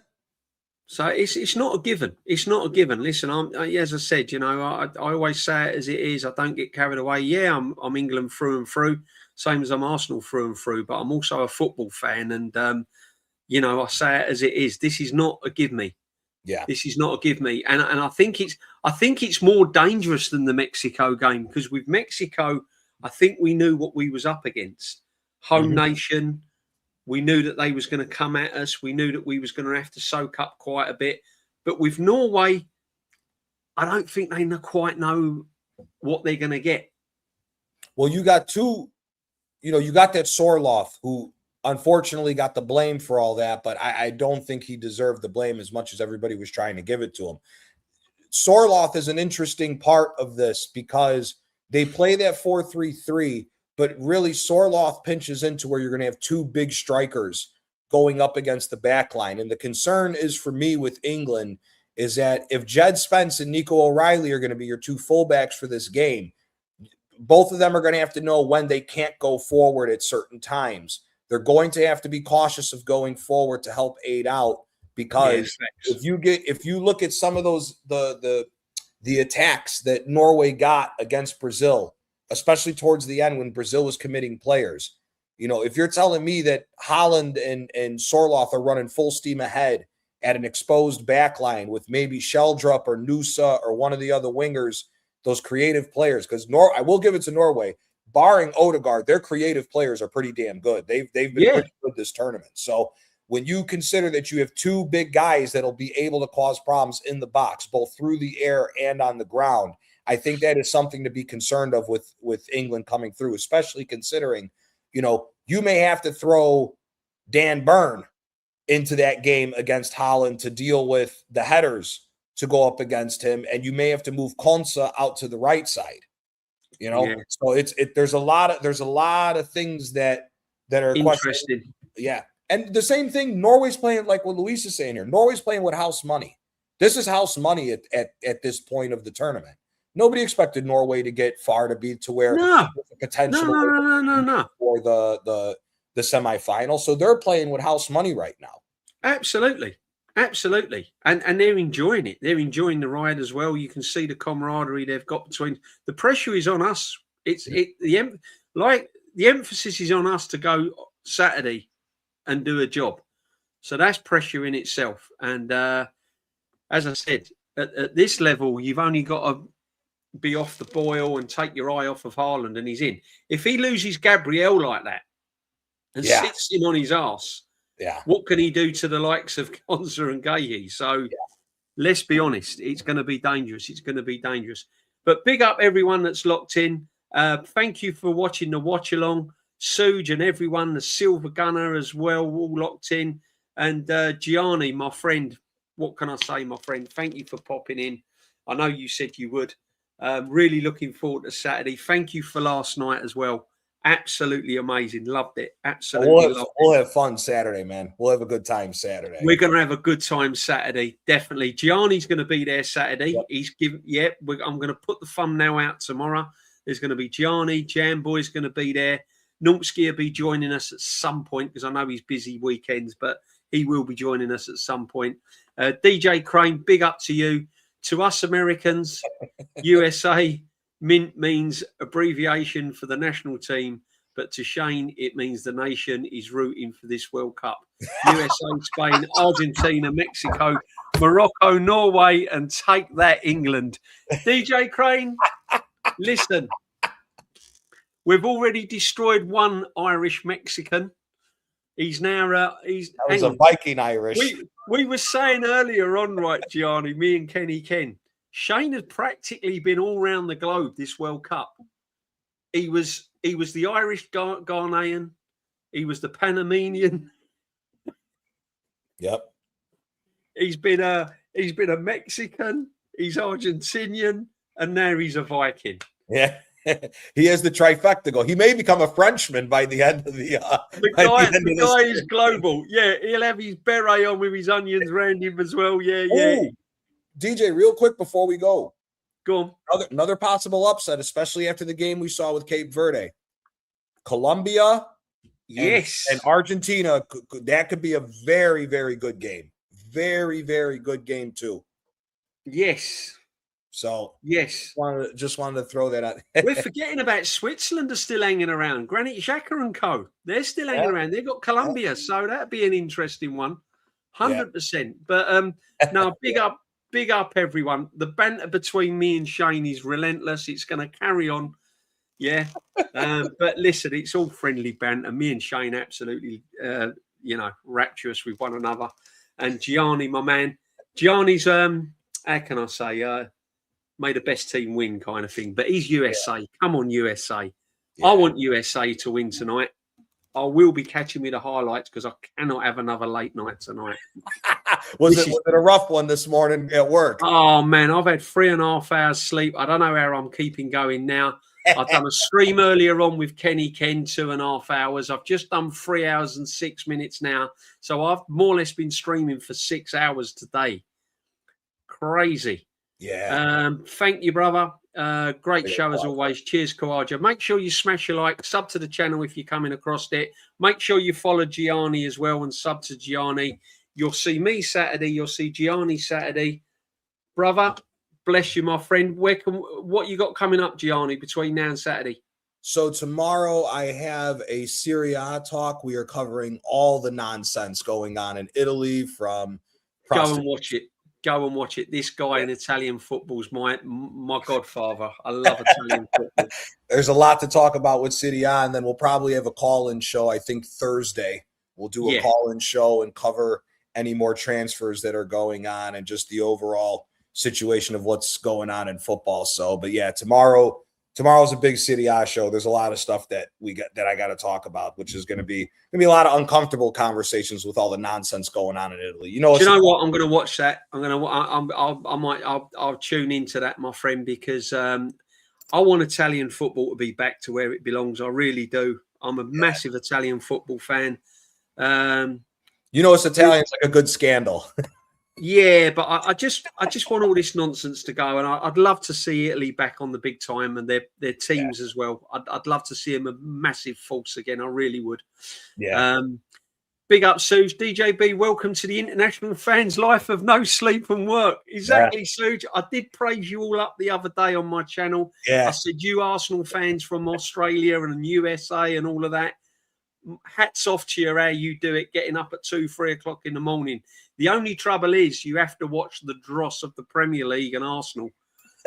How you do that and don't fall asleep, I don't know, because I go to the Emirates after 7 hours sleep and fall asleep. So come on, man. But big up to you. Big up to everyone. Make sure you go and smash the like. Make sure you follow Gianni. And Shane Gooner, if you're watching this back, England, my friend, I'm sorry. We're going all the way. I'm sorry. I'm sorry.